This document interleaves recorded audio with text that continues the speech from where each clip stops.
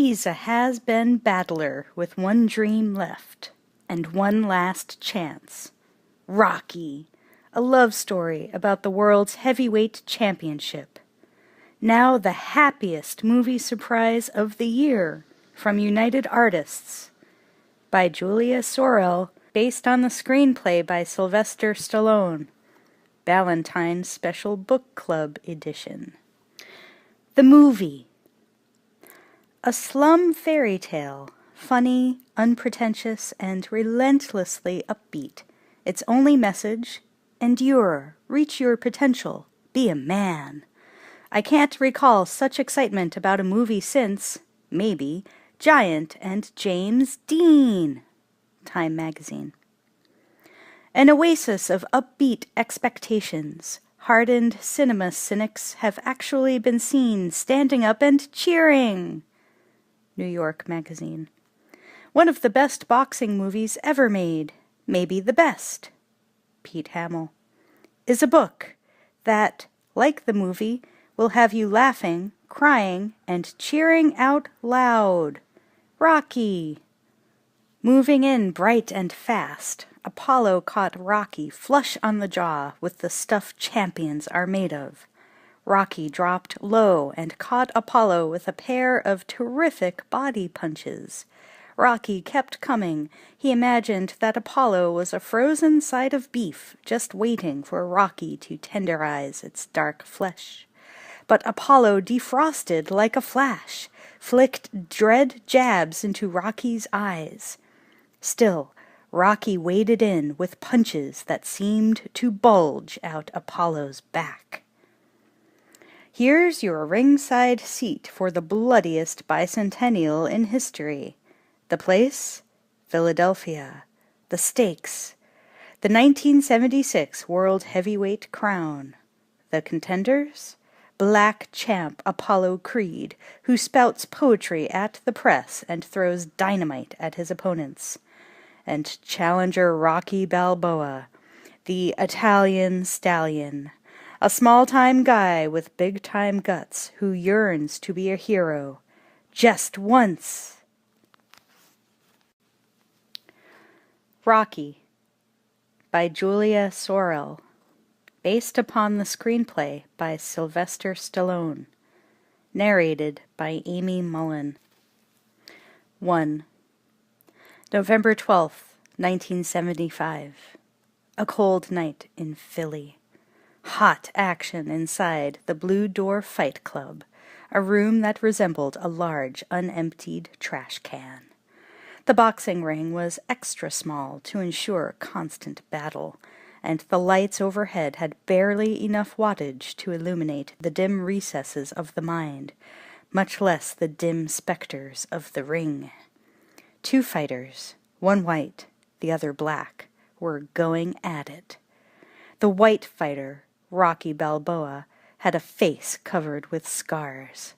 His nose was flattened, and his mouthpiece forced his mouth into what looked like a threatening smile. His black hair, shiny with sweat, tickled his eyelids.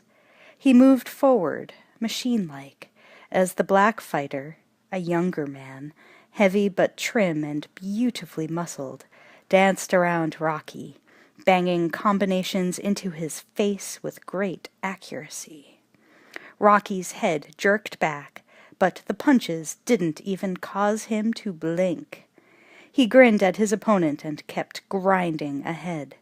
The people at ringside sat on folding chairs and clamored for blood. Some of the crowd drank cheap wine and beer hidden in brown paper bags. They leaned forward and heckled the fighters. "Come on, you bums. How about some action? Tear his head off.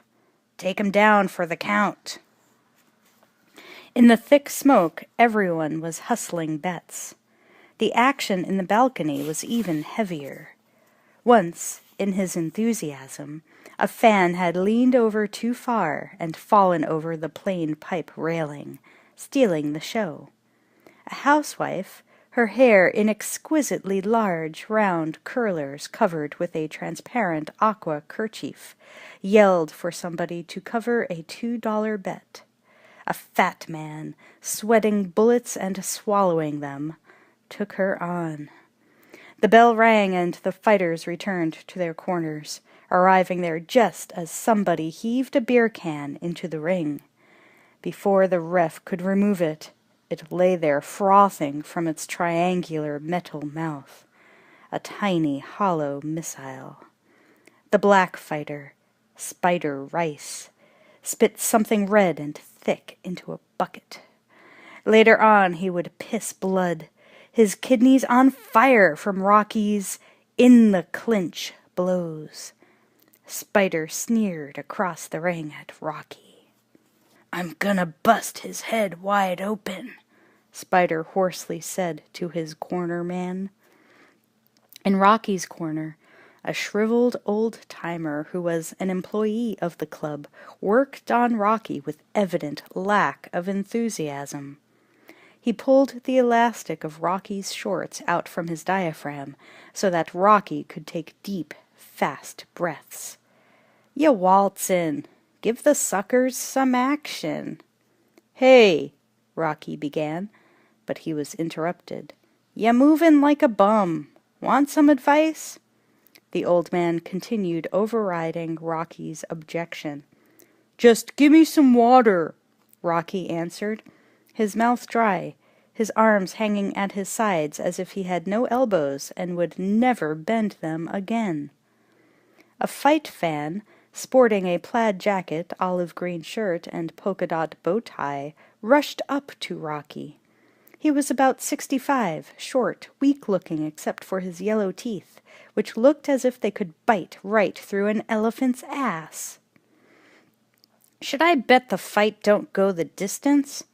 "You feel strong?" the fan questioned. "Absolutely," Rocky answered, but he wasn't so sure. One of his eyes was swollen and about to shut, his head was buzzing the flight of the bumblebee, and his body felt as if it had been reshaped with a meat mallet. The old man in Rocky's corner was still trying to sell Rocky on some good advice, and Rocky, tired of talking and listening, asked for the mouthpiece. It slid in easily, slippery with spit, and Rocky had his fat but ominous grin back again. Again the bell clanged, like a trolley coming to the end of its run.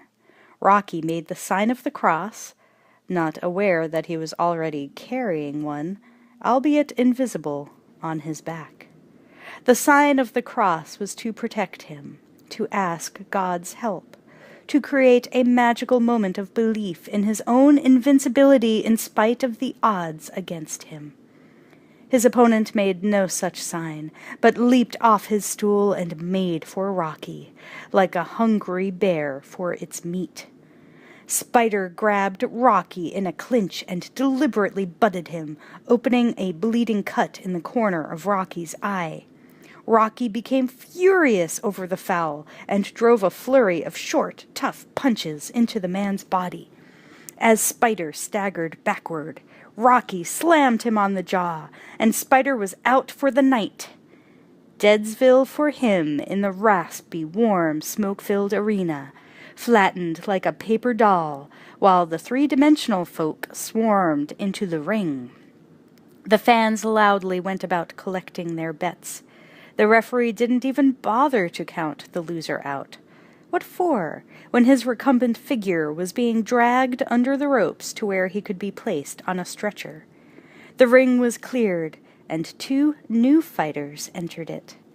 Rocky, moving out, tripped on his tattered robe.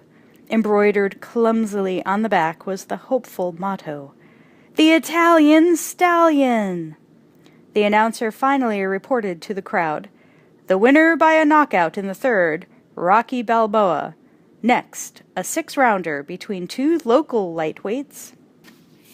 Without pomp, and who could have pomp under the circumstance, Rocky climbed out of the ring and bummed a cigarette from a spectator. The fighter on the stretcher passed behind him. He watched for a moment, empty of feeling, then continued up the aisle. Before he even reached the rear of the club, the bell rang, and the next fight began.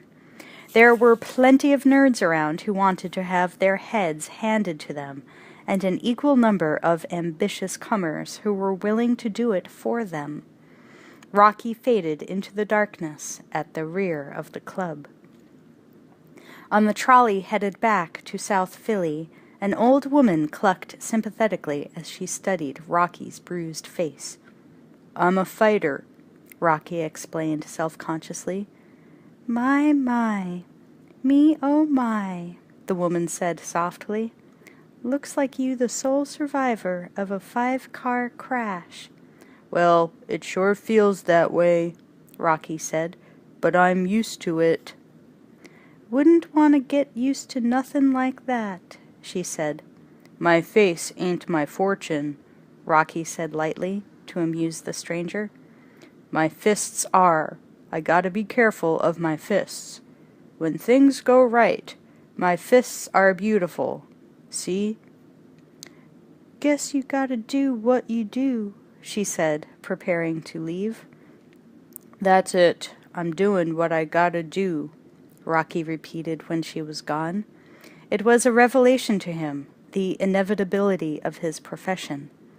And the thought made him happy. He relaxed into that place where compulsion and duty having been attended to, a kind of freedom and joy take over. South Street.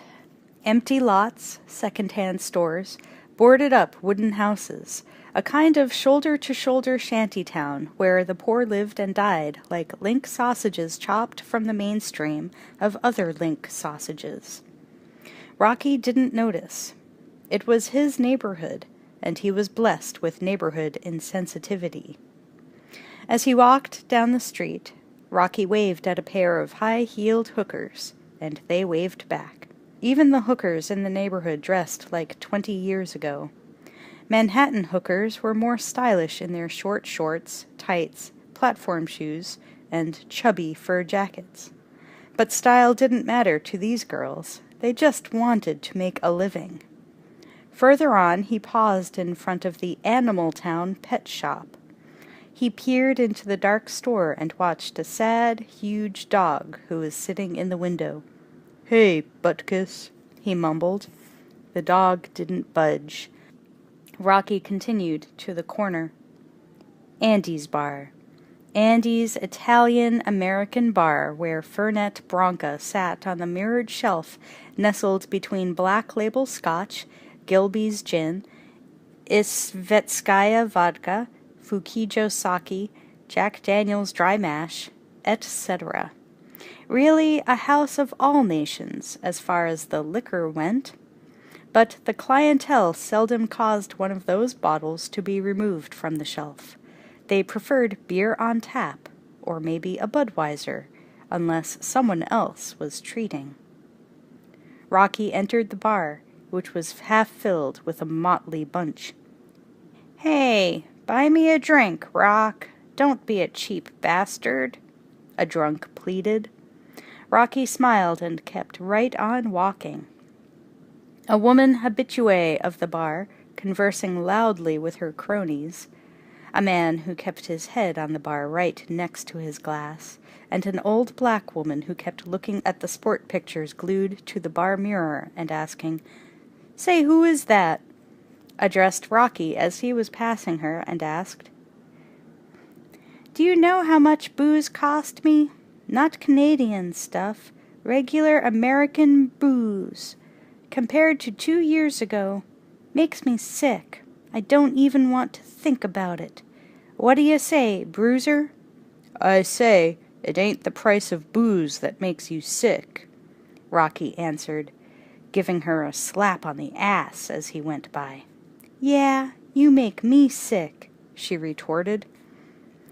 At the end of the barkeep Joe Zack and Rocky's friend Polly, a stocky man, stood talking. Joe Zack was a one-time club fighter himself, who now fought when given the chance. He worked at Andy's bar at night, and during the day he took a train to Delaware to work 8 hours in the Phoenix steel mill. He had laid to rest his dream of ever being a contender years ago. "Yo!" Rocky greeted them. "Yo, Rock, look at his face," Zack said to Polly. "Where the heck you been? In a gang war?" "Fightin'. You know I been fightin'. Did good. How about 2 or 3 beers?" He was drier than the Sahara Desert. Zack got him the beer and slid them down the bar. They stopped dead in front of Rocky. The way Zack slid drinks down the bar was perfection. He never missed, never spilled a drop. "Did you win, Rock?" Zack asked. "Oh, yeah. It was beautiful.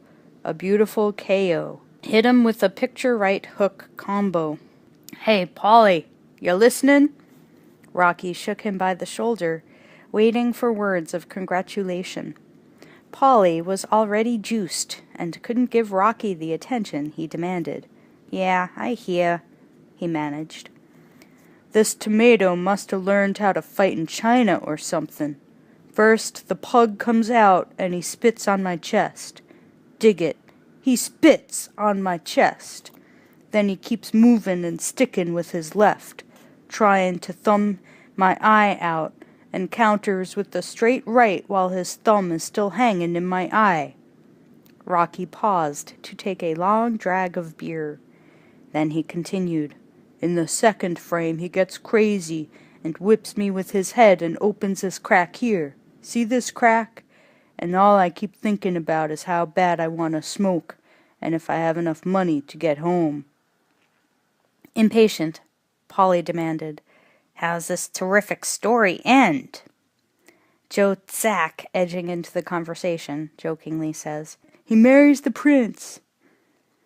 "I marry the prince and move upstate forever, right?" Then turning to Polly, Rocky asked, "Where's your sister tonight?" Rocky had a soft spot for Polly's sister Adrian.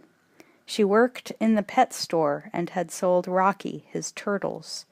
She was about as shy as a turtle herself, and plain-looking, but she had something. Sensitivity. Intelligence. "I got her home," Polly replied. "Every day I drop by and tell her jokes. What'd she say about me? She ever mention me to you, Polly?" Rocky inquired. "Forget her. She's too shy. She's been getting on my nerves." Polly let his fingers circle the rim of his glass. "Some people get music when they do this," he said. "I get nothing." "I'm gonna drop by tomorrow anyway," Rocky said. "Yeah, drop by. Why not? Yo, I'll see yous later. Got 6 friggin' tons of beef being trucked in tomorrow morning at 5. Polly stood up and looked at Rocky's cut eye. "Who you got working your corner?"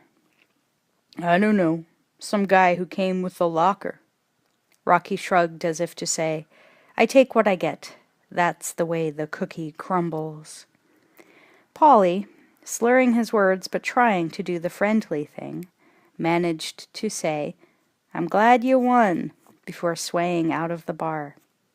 Zack, wiping the bar where some beer had spilled on its varnished, deep brown surface, appealed to Rocky on Polly's behalf. "Why don't you let him work your corner again, Rocky?" Curtly, Rocky replied, "Can't do it." "So he laid a few bucks against ya." Zack flipped the bar towel over one shoulder and leaned forward, closer to Rocky, in a confidential manner. "Yo, Polly is my friend, but I can't never forget he bet against me. That really hurts, you know," Rocky said, fingering a sore spot below one eye. In front of his house, a 2-story structure due to be demolished to make way for a low-cost housing project, Rocky kicked away some litter that had gathered against the steps and went inside. The narrow hallway had once been painted olive brown, a proper camouflage for roaches. A single 40-watt bulb illuminated the gloomy corridor. Rocky's one-room apartment was drab, with a stained boxing poster of Rocky Marciano tacked on the wall.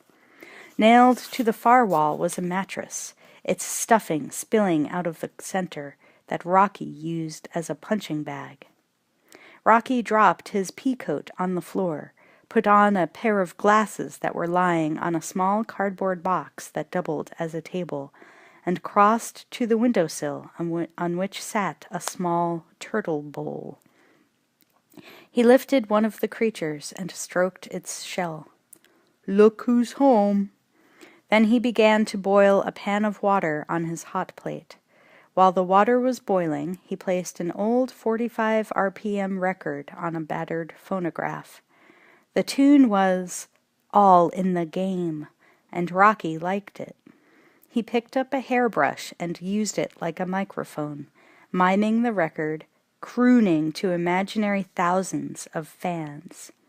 Between phrases he switched into a bullish fighting stance and threw several punches. After a while, he soaked his badly swollen hands. 2. Dawn. The jagged skyline beginning to glow as the sun rose up behind all the gray buildings, statues, and bridges, emphasizing their pencil line imprint on the city. The figure of William Penn emerged from the dawn haze as it sat majestically above City Hall. Rocky walked along the waterfront, a band-aid over one eye, hands in pockets, wool cap pulled over his forehead. He glanced at the stevedores going about their business, loading and unloading ships' cargoes. He approached a ship being unloaded. 2 heavy-set mafia types were leaning against a parked car. They looked as if they ate tacks for breakfast and washed them down with human blood. "Yo, Rock, how's your boss?" "Real good." "Fightin' again?" the man continued. He began picking his nose. "Yeah, here and there," Rocky said. "Maybe we make some money together soon. Give your boss my best," the second car leaner said. He took out a monogrammed handkerchief and blew his nose. There must have been something in the November air that bothered noses.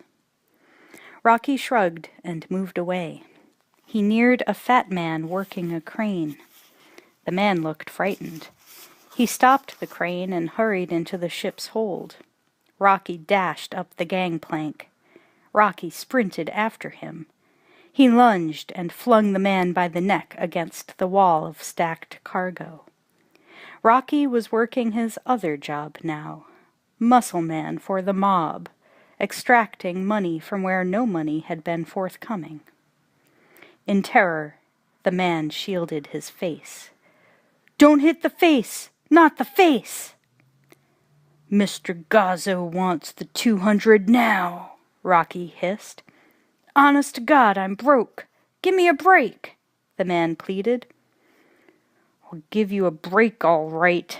Mr. Gazzo says I should get the 200 or break the thumb."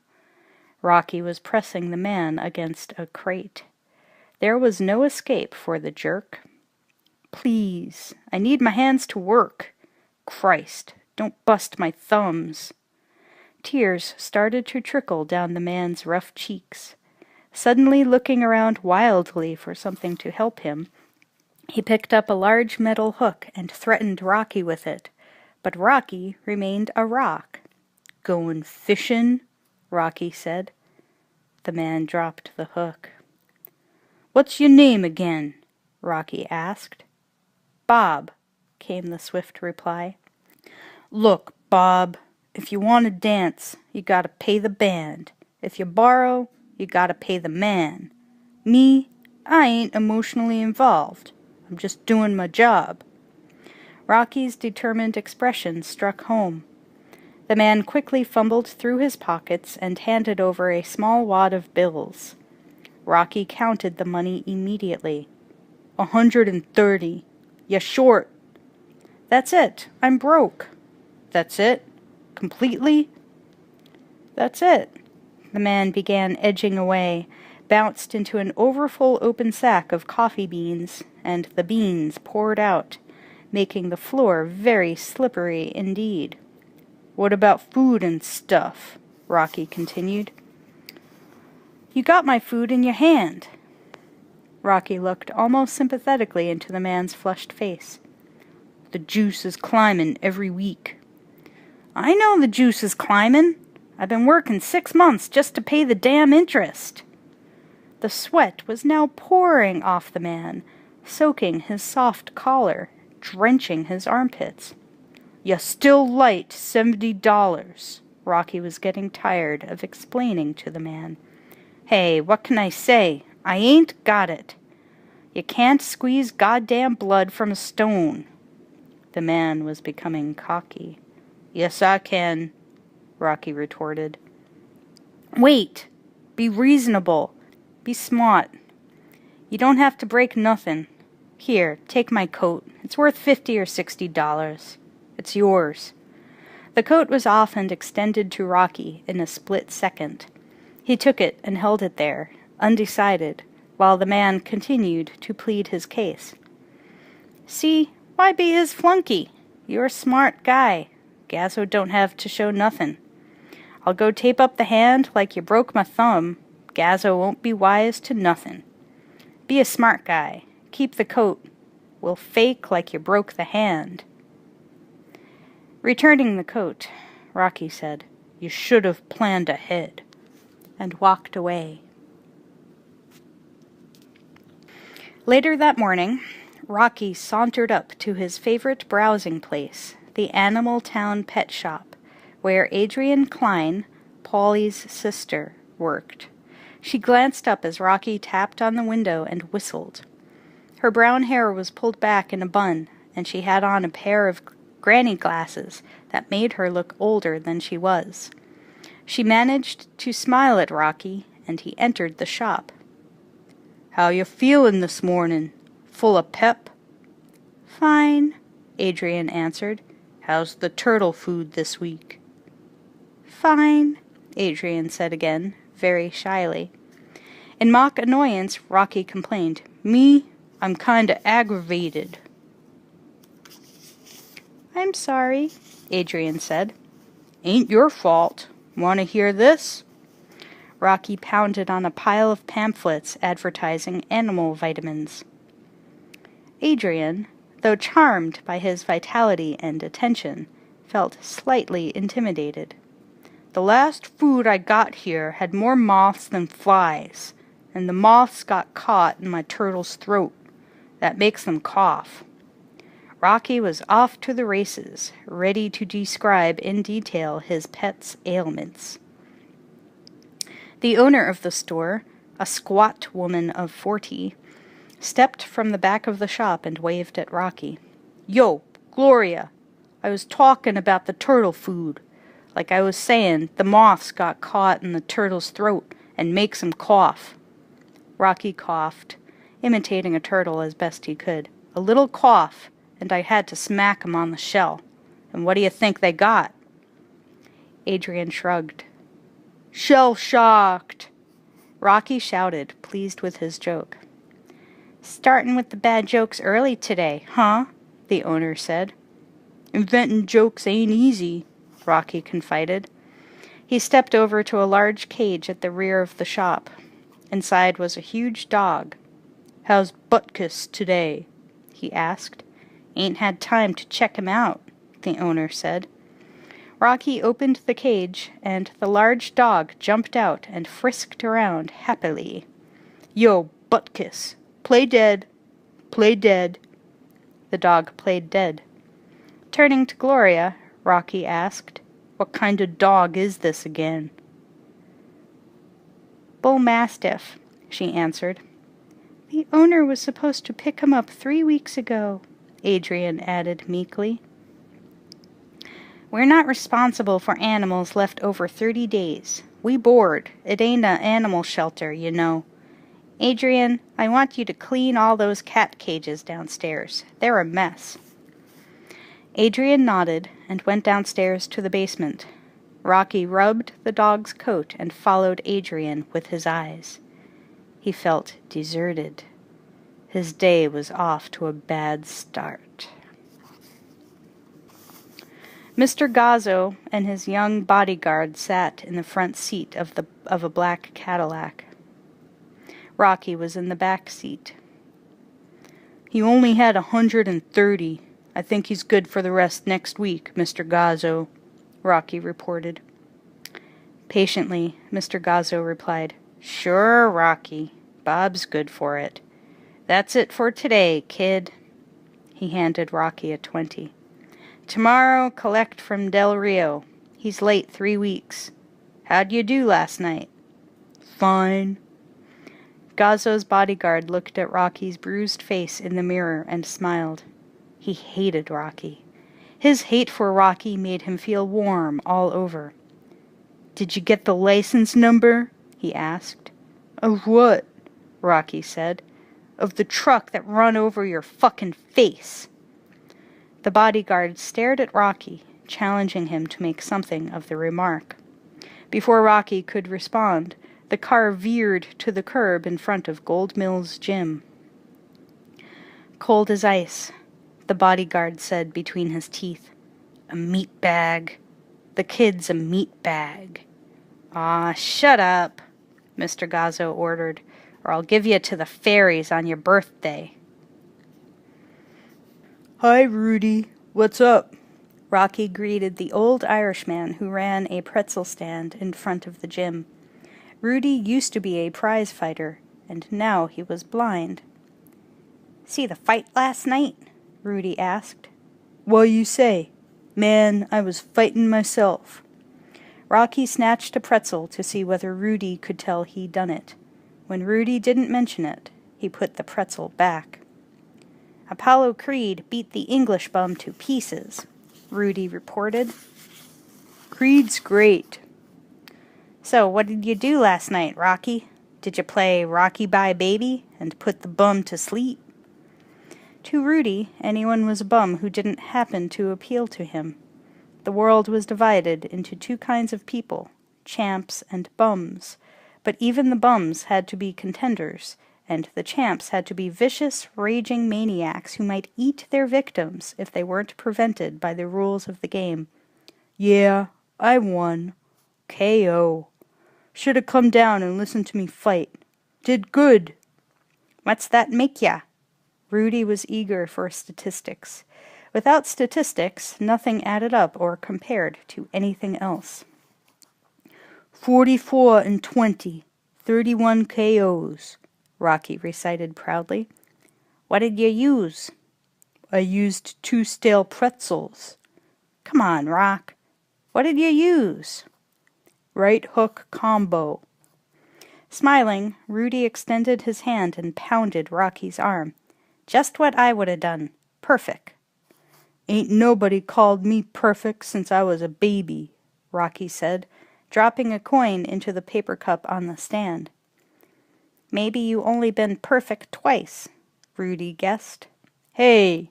Rocky flipped another coin on top of the one he had just sent into the cup. "Gotta have one of these pretzels.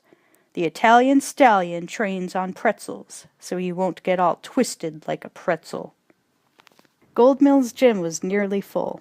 The measured beat of skip ropes and the throbbing dat-dat-dat-dat-dat-dat-dat of the speed bags made the room come alive. Music by the Isley Brothers blared out over the loudspeakers, adding background to the clang of the automatic timers, the snorting and heavy breathing of fighters, and the thudding of heavy bags. The room was 50% black, 35% Latin, 10% white, and 5% of indeterminate but aggressive origin. As Rocky walked through the gym, many of the fighters yelled greetings. They were aware of his bout the other night. "Hey, here you knocked Spider Rice out in the 6th?" "The 3rd. Should have seen it," Rocky responded. As Rocky passed another fighter punching the heavy bag, the fighter removed his glove and said, "Hey, Rock, touch my hand." "How come?" "Come on, it's important," the fighter insisted. Rocky touched the fighter's bare hand gingerly.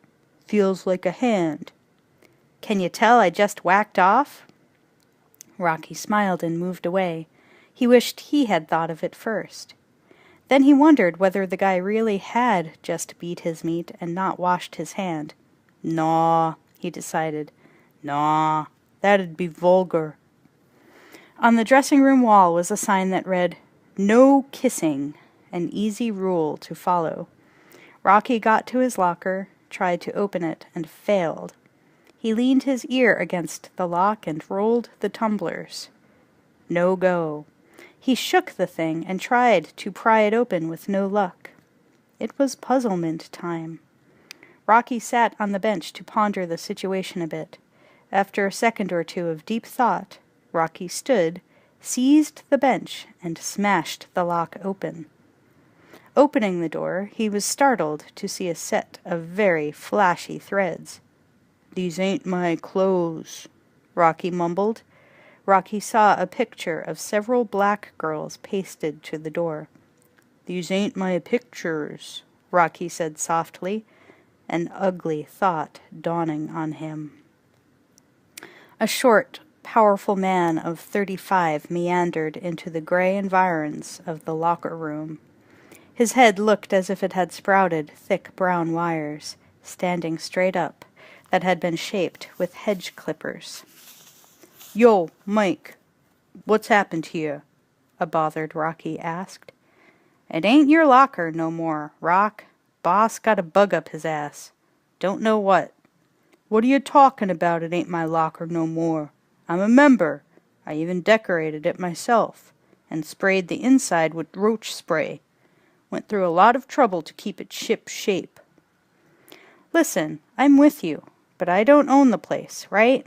You gotta talk to Mickey. Mickey's the one." He reached under the bench and came up with the curled picture Rocky had decorated his locker with. "I think this is yours, Rocky." Confused, Rocky followed Mike across the room. Mike leaned his head into the shower room. 2 Latin fighters were lathering up. One was a featherweight, the other just big and sloppy, on his way to becoming an unsightly heavyweight. "Hey, Peanut, give me some soap, man," the big one said to Mike. Obviously, he was new and totally unaware of Mike's status at the gym. Mike, sore as hell, yelled, "Hey, nobody, but nobody, calls me Peanut, especially you, Chico." The fat Latin repeated what he had just said without batting an eyelid, only he said it louder this time. "Peanut! Hey you! Peanut! Gimme some soap!" Both fighters, dancing in the warm shower, began to laugh. It was great fun getting Mr. Peanut hopping mad, or so they thought. But Mike was furious. He removed a bar of soap from his pocket and hurled it at the insulting fighter. It hit just above the man's head. The fighters were shocked into silence. Mike turned and exited with Rocky, the fighters' loud curses following them. "You were ready to bite that guy's face," Rocky said admiringly. "Lip service I don't take from nobody," Mike said. "You're someone to watch out for. You sure are a dangerous guy today," Rocky complimented Mike with a smile, who faked a friendly punch at Rocky and hurried off to do some gym chore. Near the entrance, on a stool, sat Mickey Goldmill, entrepreneur, in his late 70s, resembling a latter-day George Raft. Having been around so long, there was no one he respected, and no one who could pique his interest. He was bored. "Hey, how you feelin'?" Rocky asked him. "What?" Mickey pretended instant deafness. "I said, how you feelin'?" "You a doctor?" Mickey turned away from Rocky. How should he feel? One foot in the grave, the other in a Dr. Scholl's foot bath. "You got troubles today?" Rocky said softly. He was trying to lead into the question of his locker and trying not to be too angry with the old man. Not giving an inch, and just as mean as before, Mickey spit in the corner and wiped his mouth with the back of his hand. Don't worry about my problem. What's your problem? I was talking with your man, Mike, and Hey, how come I've been put out of my locker? Without ceremony, the old man said, Dipper needed it. Rocky turned and looked at Dipper sparring. Dipper was young, a muscular heavyweight with a mean expression. Mickey continued, scathingly, Dipper's a contender. You're a tomato. Tomato? Dipper's a climber. You're a tomato. Facts is facts. I run a business. Rocky, to keep from sinking to his knees and begging the old man to call him anything but a tomato, fastened on the lively sight of a young middleweight time-skipping as his trainer sang, Fascinatin' Rhythm. The old man was wound up and spinning. He just had to knock Rocky down. He did it in the guise of good advice. Look, do yourself a favor. Retire. How old are you, kid? What? Rocky asked as if he had not heard what he heard. How old? Come July, I'm 25, Rocky lied. More like 30, Mickey insisted. 25, 30, what's the difference? It took me 2 months to learn the combination of that locker. Your legs must be going, Mickey stated. There ain't no paraplegic contest for fighters. You can't turn the wheels with gloves on. Yeah, they're going. So are yours. That's nature. That was my locker for 6 years. He couldn't put a dent in the old man's armor because it was made of reality. It stood up and shone like the truth. But it was hard for Rocky to face the facts. Fight last night? You win? Mickey inquired, hoping to bring home his truth more strongly. Yeah, KO. Rocky was almost sorry to admit to winning. Who did you fight? Spider Rice. The news made the old man cheerful. Rice is a bum. You think everybody I fight is a bum. The old man reminded him of his father, always critical, always tearing him down. But his father was dead, and there he was thinking of him in the present. Ain't they? Mickey shot Rocky a quick, indifferent look, and removed a rosary from his pocket, then idly rolled it around his fingers. You want the truth? You got heart, but you fight like an ape. All you got going is a straight nose. Ever think about retiring? Rocky didn't know what Mickey meant about his nose. It had been punched so often that the bridge was sway-backed, and the pug was as puggy as a nose could get. And the part about retiring, what would he retire to? No, I ain't never thought 'bout retiring, he answered. Think about it, Mickey said with all the weight of an oracle. Give it some thought. Shrugging, Rocky moved away. Damn, he wasn't going to think about it. Just because some tired old fart told him it was all over didn't mean it was. Fate could change things, and sometimes did. However, fate couldn't get him his old locker back. Only the old fart could. It was his gym. When Rocky was out of earshot, Mickey leaned over to Mike and, gesturing toward Rocky, said, Known him since he was 15. A waste of life. Dejected, Rocky traveled to the locker room once more.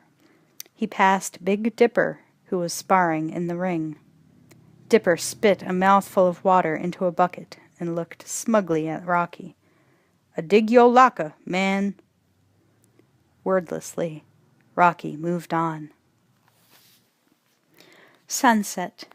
The light died or played dead, like Buttkiss the dog. A close observer might have noticed the light quiver as it rested at the foot of South Street, but there were no close observers. Even Rocky's attention was elsewhere, actually fastened on the last piece of chicken he was eating out of a bag. When he got to the pet shop, he tapped on the window with a bone. Inside, Adrian was arranging pet toys on the counter. Rubber bones, balls full of catnip, a mirror and bell for the birds, a single slipper for the puppy who likes to eat slipper. Adrian saw Rocky and tensed. She had been hoping to see him, but when she did, a part of her became terrified. She could not express what she felt about him. It wasn't only sexual attraction, but a kind of acknowledgement that they were the same kind of people, lonely, shy, and caring. "Good night to catch pneumonia," Rocky said. The weather was always a nice, neutral opener. Adrian did not answer, but smiling slightly, moved behind the counter. I came in here for something," Rocky began. "Oh yeah, would you like somebody to walk you home?" Adrian wanted to say yes, but she couldn't say it. A tremendous inferiority complex didn't permit it. Instead, she squeezed the empty rubber sides of the toy mouse again until it squeaked piteously. "What's the mouse saying?" Rocky asked. Adrian blushed and shrugged her shoulders. Understanding her embarrassment, Rocky changed the subject. "Hey, how's my buddy doing?" He looked into Butkus's cage. "Nice dog. Well, I'll see you later." "Good night, Rocky." Adrian watched his departure with mixed emotions. A short while later, Rocky arrived at Andy's bar. Out of deference to Andy, he disposed of his Colonel Sanders bag of bones before entering. Immediately, Joe Tsack set a mug of beer in front of him and rubbed his scarred eyes. Rocky seemed anxious. He was looking for Paulie. "Seen Paulie?" He was complaining about having sore joints and then went into the can to comb his hair about an hour ago. Automatically, Zach replaced the mug of beer that Rocky had quaffed in one motion. Rocky left the second beer and crossed the room to the restroom. It was a vile stench hole, overwhelming to any who happened to be sober. Essence of vomit clung to the walls, and crystallized yellow violets of urine lined the floor around the toilet bowl. A desensitized Polly was trying to comb his hair in front of the only piece of mirror in the room. He was not pleased with what he saw in the mirror. "Yo, Paulie," Rocky greeted his friend. Polly wavered in front of the mirror fragment, as if the greeting had greatly struck him. He swayed drunkenly, losing his reflection for an instant. "Yo, Rocky, look at this mirror. I'd like to kill the friggin' moron who broke this mirror. Hey, man, look, I got half a face.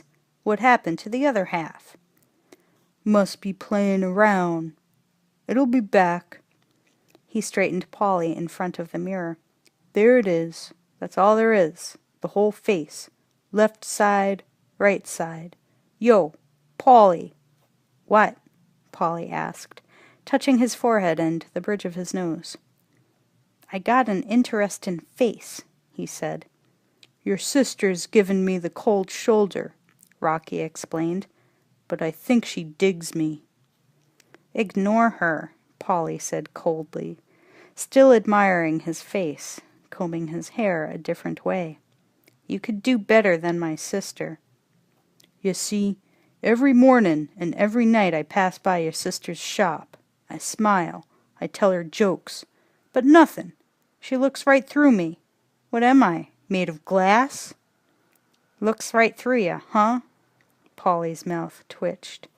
"Yeah, and sometimes she looks at me like I was a plate of greasy leftovers. Something wrong with my face? What I need? A nose job to connect with your sister?"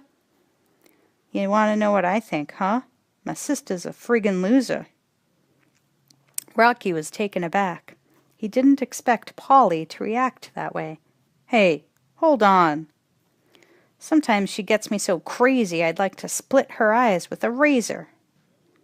Rocky moved toward the door. "Don't get mental, man." "You caught me in a bad mood." Polly put his comb into his jacket. "You're always in a bad mood." Adrian ain't sharp, Polly continued. But you are, right? The restroom stench became overwhelming. Rocky covered his nose with the neckline of his t-shirt.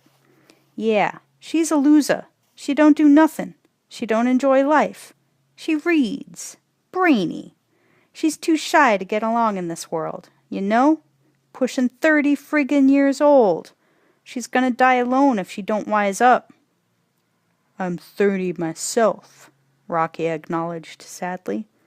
And you're dying alone too, Polly added. I don't see no crowd around you neither. Polly didn't want to talk about himself. He figured he didn't have a chance anyway. But his sister, that was different. Then, pointing at the wall, letting loose some of his anger, he yelled, I want to kill the friggin' moron who broke the mirror. Rocky guided Polly through the narrow restroom door. Though stumbling, Polly managed to continue talking. My mother had her under her thumb.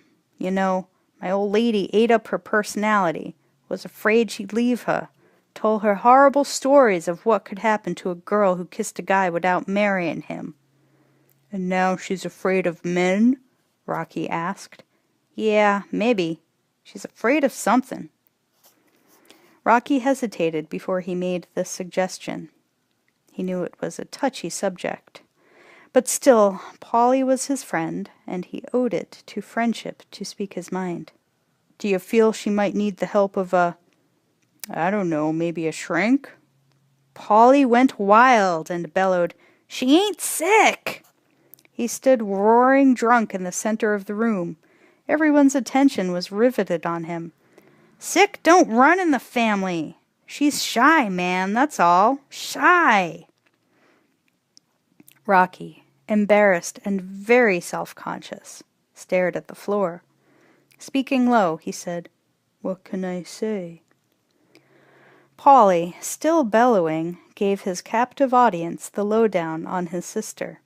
The girl's drying up. I feel responsible, man. She's got to live a little before her body rots. You're a pal, Rock. How about yo talk to her? It's Thanksgiving. To calm him down, Rocky said, Sure. Tomorrow you come for some Thanksgiving dinner, right? Absolutely, Rocky agreed. At last, Polly smiled, and Rocky guided him to a booth. He sank down, slumped in the corner, and closed his eyes. Rocky stepped to the bar. Andy, the owner and sometimes bartender, spoke to him confidentially. That was a lot of crap to go through for a dinner invite. Rocky nodded and raised his eyes toward a suspended television. The nightly sports broadcast was on. The sports commentator was at the airport and about to interview the heavyweight champion of the world, Apollo Creed. Creed was 28 years old, tall, smooth-muscled, black, with barely a scar on his light coffee-colored face. He was followed by an entourage of mixed trainers and cornermen. Also tagging along was a small group of hangers-on. The commentator, pushing his microphone close to Creed's face, asked, How was the fight, champ? Apollo looked at the plane and answered with a flashy smile, Very high and very fast. Apollo's crowd smiled almost automatically, and there were murmurs of, Right on! Apollo, how would you rate this last British challenger, Henry Wilcoxon? The commentator asked. Canteen trucks had pulled up to the plane behind the champ, and food began being loaded on. He was big and very nasty, so I destroyed him in a hurry. Now I'm getting ready for Lee Green next month. The champ put on a very serious face. You're referring to the much-publicized bicentennial fight? The camera closed in on a tiny red, white, and blue flag the champ had pinned to his lapel. That's right. It's going to be the greatest sporting event in this country's history. A gala occurrence. Apollo Creed reached back to where a tall young woman was standing and drew her forward to stand next to him. She was pretty enough to be a model. "This is Miss Betty Palmer. She's my personal and official biographer. Takes down everything I say for posterity. Don't you, Miss Betty? Show the folks you a notebook." The pretty woman took a stenographer's notebook out of her classy lizard bag and waved it in the air. The hangers-on grinned and pinched each other. Imagine calling his newest lady a biographer. That really grabbed them. The commentator continued to question the champ, asking questions dyed-in-the-wool fans wanted to know. "Is the fight still to be held in Philadelphia, Apollo?" Apollo, now in a rush to get on board the airliner, answered quickly, "The bicentennial heavyweight championship of the world is going to be held in Philadelphia, the nation's cradle. It's going to be a fight like none that's been seen." "Where are you off to now?" "Going home, 'cause I miss my children and can't get no more time without seeing them." Apollo Creed was walking slowly backward, led by two of his friends. The young lady, quote, biographer, unquote, waited respectfully on the sidelines. Obviously, she was not going home with the champ. Home was where the champ's wife was, and what he said to her was not for posterity. "Any advice for young boxing hopefuls?" the interviewer asked, as if advice would help a young hopeful become champ. Apollo looked straight into the camera, giving it the triple whammy, hexing it, attempting to hypnotize the thousands of people watching. "Stay in school and use your brains. Dig, be a lawyer, be a doctor, carry a leather briefcase. Forget about sports. Sports make you grunt and smell. Be a thinker, not a stinker." Apollo's entourage laughed and moved on.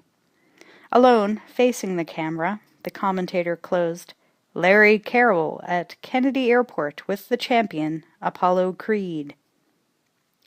Rocky continued to stare at the TV with a pensive expression long after the sports show had cut away. Andy the bartender was remarking on the state of affairs in the world, which wasn't too pleasant. "Nobody cares what's happening in the world of sports anymore. Downhill, baseball, downhill, basketball, downhill. Football's going too. Bank on it." A drunk, aiming for accuracy, almost hit the mark with, "Baseball used to be America's one sport." Andy cut in, "Sure, nothin' like squatting through a great doubleheader, but now baseball's all business." Andy took a drink and continued, "Where are the real fighters? The pros? Today we dig clowns." "What are you saying, Andy? The man's a champ," Joe Zack said. Andy wouldn't be moved. He liked his fighters serious. "Creed's a clown. Clear those tables." Rocky came out of his momentary daze and said, "Hey." "What?" Andy replied. "He took his best shot and became champ. What shot did you ever take?" "Yo, Rock, you ain't happy with yourself? Nice. But me, I got a business here. I don't need to take no shot." Despondent, Rocky got up and walked over to Polly, who was dead to the world in the booth. Seeing that he was out cold, Rocky turned toward the door and went out. "Take a shot," he says. "Sure, I'll take a fucking shot," Andy said, and poured a shot. Out in the cold, lonely, blue-gray night, Rocky went past the all-night sandwich shop that had a beautiful red, orange, and yellow neon sign in its window. Atomic Hoagie Shop. The hoagie itself was shaped like a spaceship, brilliant neon straws exploding below it as if the entire sandwich were about to be launched into space, or space in someone's mouth. Out front were several young people, on stage as it were, in the brilliant light. They were much too young to be out so late. A boy with a badly chipped tooth beckoned to Rocky. "Yo, Rocks, buy us some wine, man." No wine, kid. Bad for your brain, Rocky said. The kid insisted aggressively. Come on, man. It's cold outside. No wine, Rocky repeated. Then, even more snotty than before, Chipped Tooth put the touch on Rocky for $1. It's only $1. You can afford it. Why? Rocky asked, curious as to what the kid would say. Sarcastically, Chipped Tooth said, "'Cause we dig you, man. Give me $1. Rocky, wondering where the kid got the gall to pick on him, calmly said, "No dollar." Chipped Tooth turned to his friend and asked, "Hey, give Rocky a dime." "How come?" his friend inquired. "So he can call all his friends," Chipped Tooth laughed. Rocky, mildly embarrassed, said, "That's an old one." Chipped Tooth came up real close and leaned on Rocky, the way a salesman of porno pictures in a foreign land might, and wheedled, "Buy us some Thunderbird, man." Rocky ignored the statement and faced a very young girl of about 11 or 12. She was leaning against the wall, holding it up like a French whore, and smoking like a teepee. "Is that Marie? Marie, your brother know you're hanging out so late?" Rocky asked. He felt tenderness toward her. She looked so little and so tough at the same time. She had on a pair of overalls, workman's boots, a torn second-hand man's jacket, and her hair was tucked into a straw Panama hat. The girl pretended indifference, attempting to impress her friends. "Fuck you!" she hollered. Rocky was amazed at the vulgarity. She was only a kid. "What'd you say?" he asked. "Fuck you, yo-yo," she obliged him, with an added hooker's description. Yeah, he was a yo-yo, connected to life by a string, going up, going down, till one day he would hang there slack, and even the proper winding wouldn't put the life back in him. The gang mocked Rocky, laughing aloud at his chagrin. Angered and shocked, Rocky grabbed her arm. It was attached to the rest of her, so she came along. "Did these guys teach you to talk dirty, huh? Hey, what? Eat shit, man!" She had street smarts and was strutting her stuff. All eyes were on her. When it came to kids using, quote, bad, unquote language, Rocky was a Puritan. He believed the next step was white slavery, and after that a stiff sentence in purgatory. "Don't you ever say that!" Then turning to the gang, he warned them. "You guys talk like that in front of a little girl. You guys are scum." "This is our place, dig?" Chipped Tooth said, but he and his friends backed up. "Don't you never come round this girl. Go home." Rocky, his voice hard and cold, meant business. But some kids are stupid. They have to prove themselves in spite of insane odds. Another runt declared the corner his corner and told Rocky to go. Rocky moved forward, and they scattered. As Chipped Tooth backpedaled, he warned Rocky, "We'll kill you, man. We got a gun. Pull heat on me, I'll dent your face." Rocky led the girl away. He decided to walk her home. They cut through a dark schoolyard, passing through the beams of light cast by weak floodlights located at the top of the school building. The atmosphere was eerie, and the combination of huge, heavyweight Rocky Balboa guarding the tiny girl Marie was the reverse of a tugboat helping a giant ocean liner into safe harbor. If he went in too deep, Rocky might not be able to get out. The girl was not as sweet and innocent as he supposed. "How come you want to hang out with those guys? They teach you bad things." "I like 'em," Marie said indignantly. "If you don't, you can fuck yourself." She shook her head angrily, and her hat fell off. "Hey, when I was your age, there was only one girl who talked like that in the whole neighborhood." "Yeah." Marie was bored. She attempted to light a cigarette. Rocky nonchalantly tossed it to the ground. "That costs money.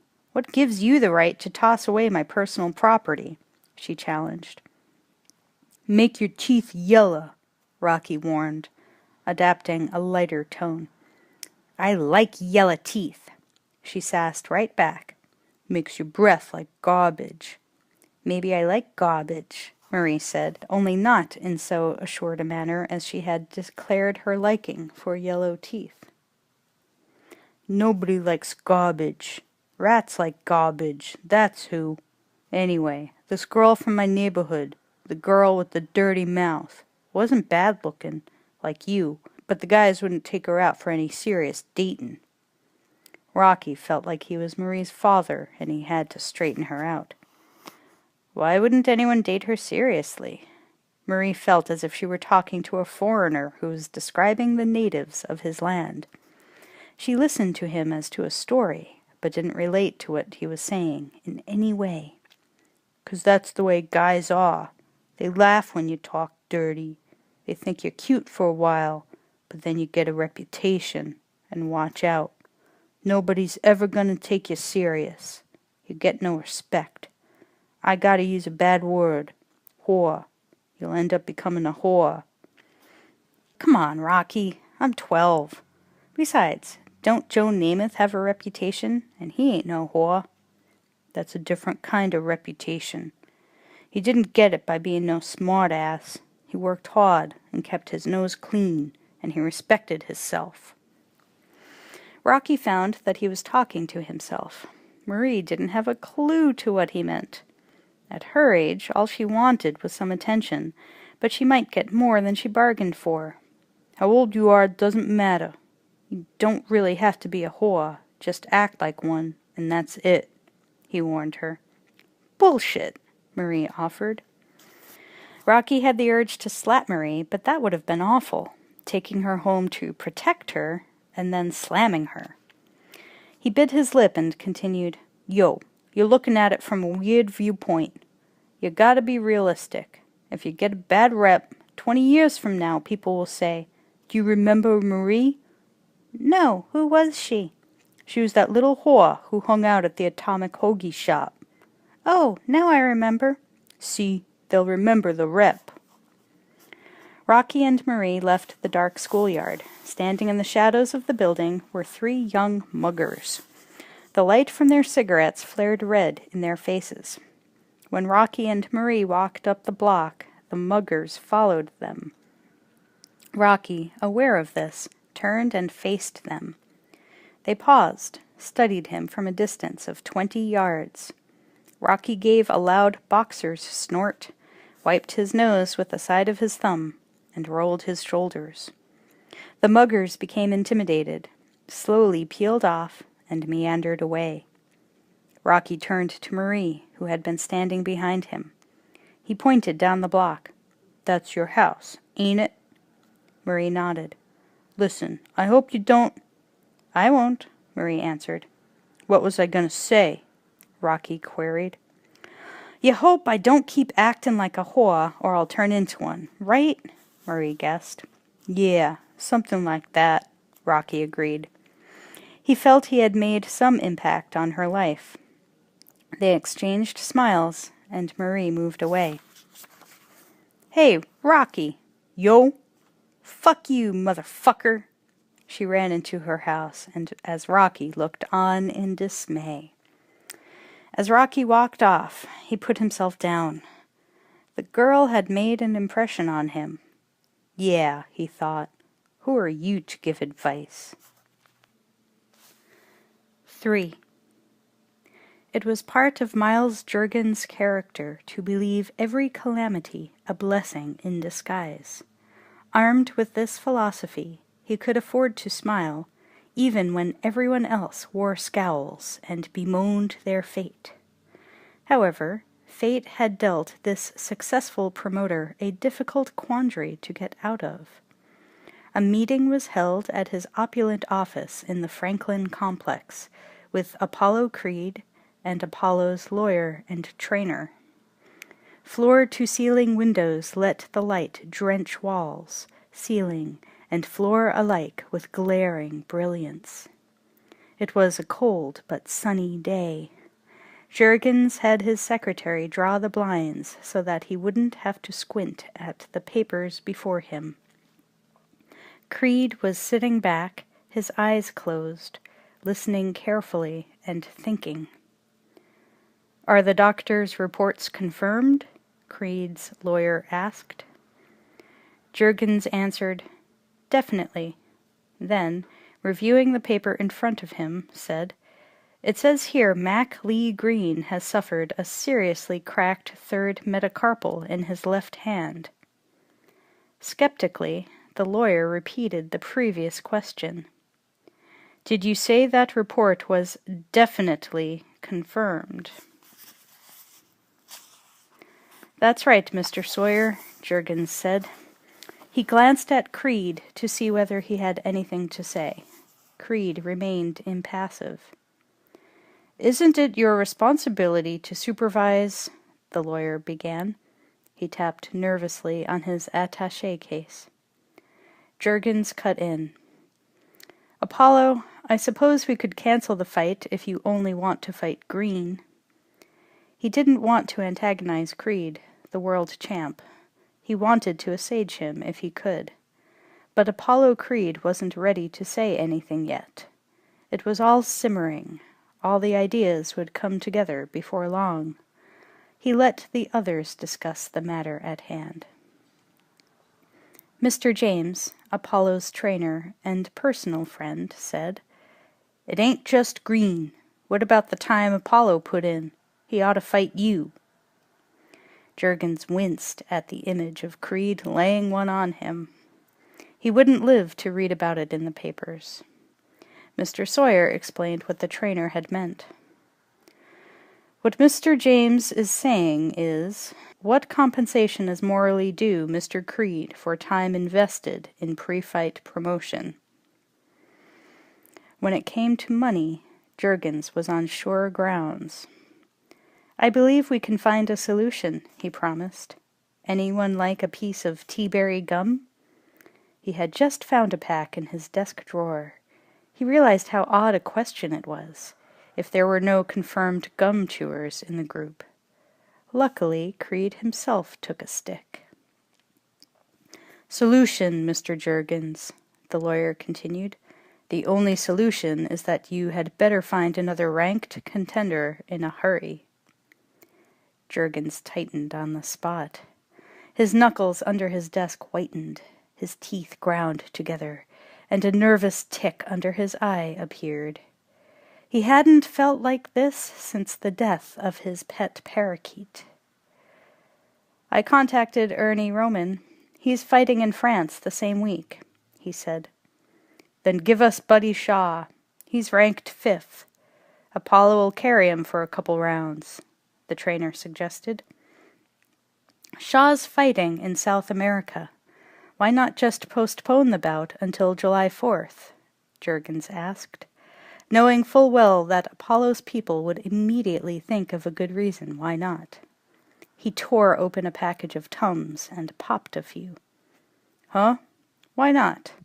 Think of it. July the 4th, Roman candles, sparklers, all kind of fireworks. And the brightest fireworks of all, Apollo Creed's fight to protect the championship." "Hell with the 4th of July," the lawyer shouted. 10,000 things will be occurring on the 4th of July. Apollo wants to be first. The trainer, his voice as loud as the lawyer's, came on with a dud of a suggestion.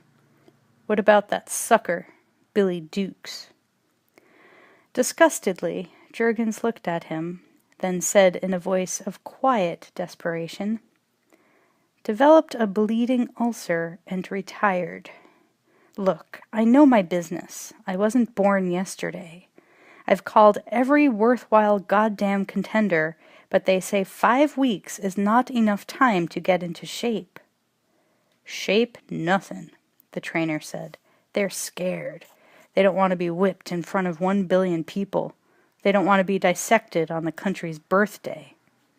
He cut the air with his hands, dissecting it with precise crisscross movements resembling karate more than boxing. A typical trainer, he was awfully out of shape himself. He was fat, his avoirdupois protruding from a baggy sweatshirt, and his face was a spongy half-moon, hanging above a double chin. He had a nice smile when it wasn't being invaded by a cigar.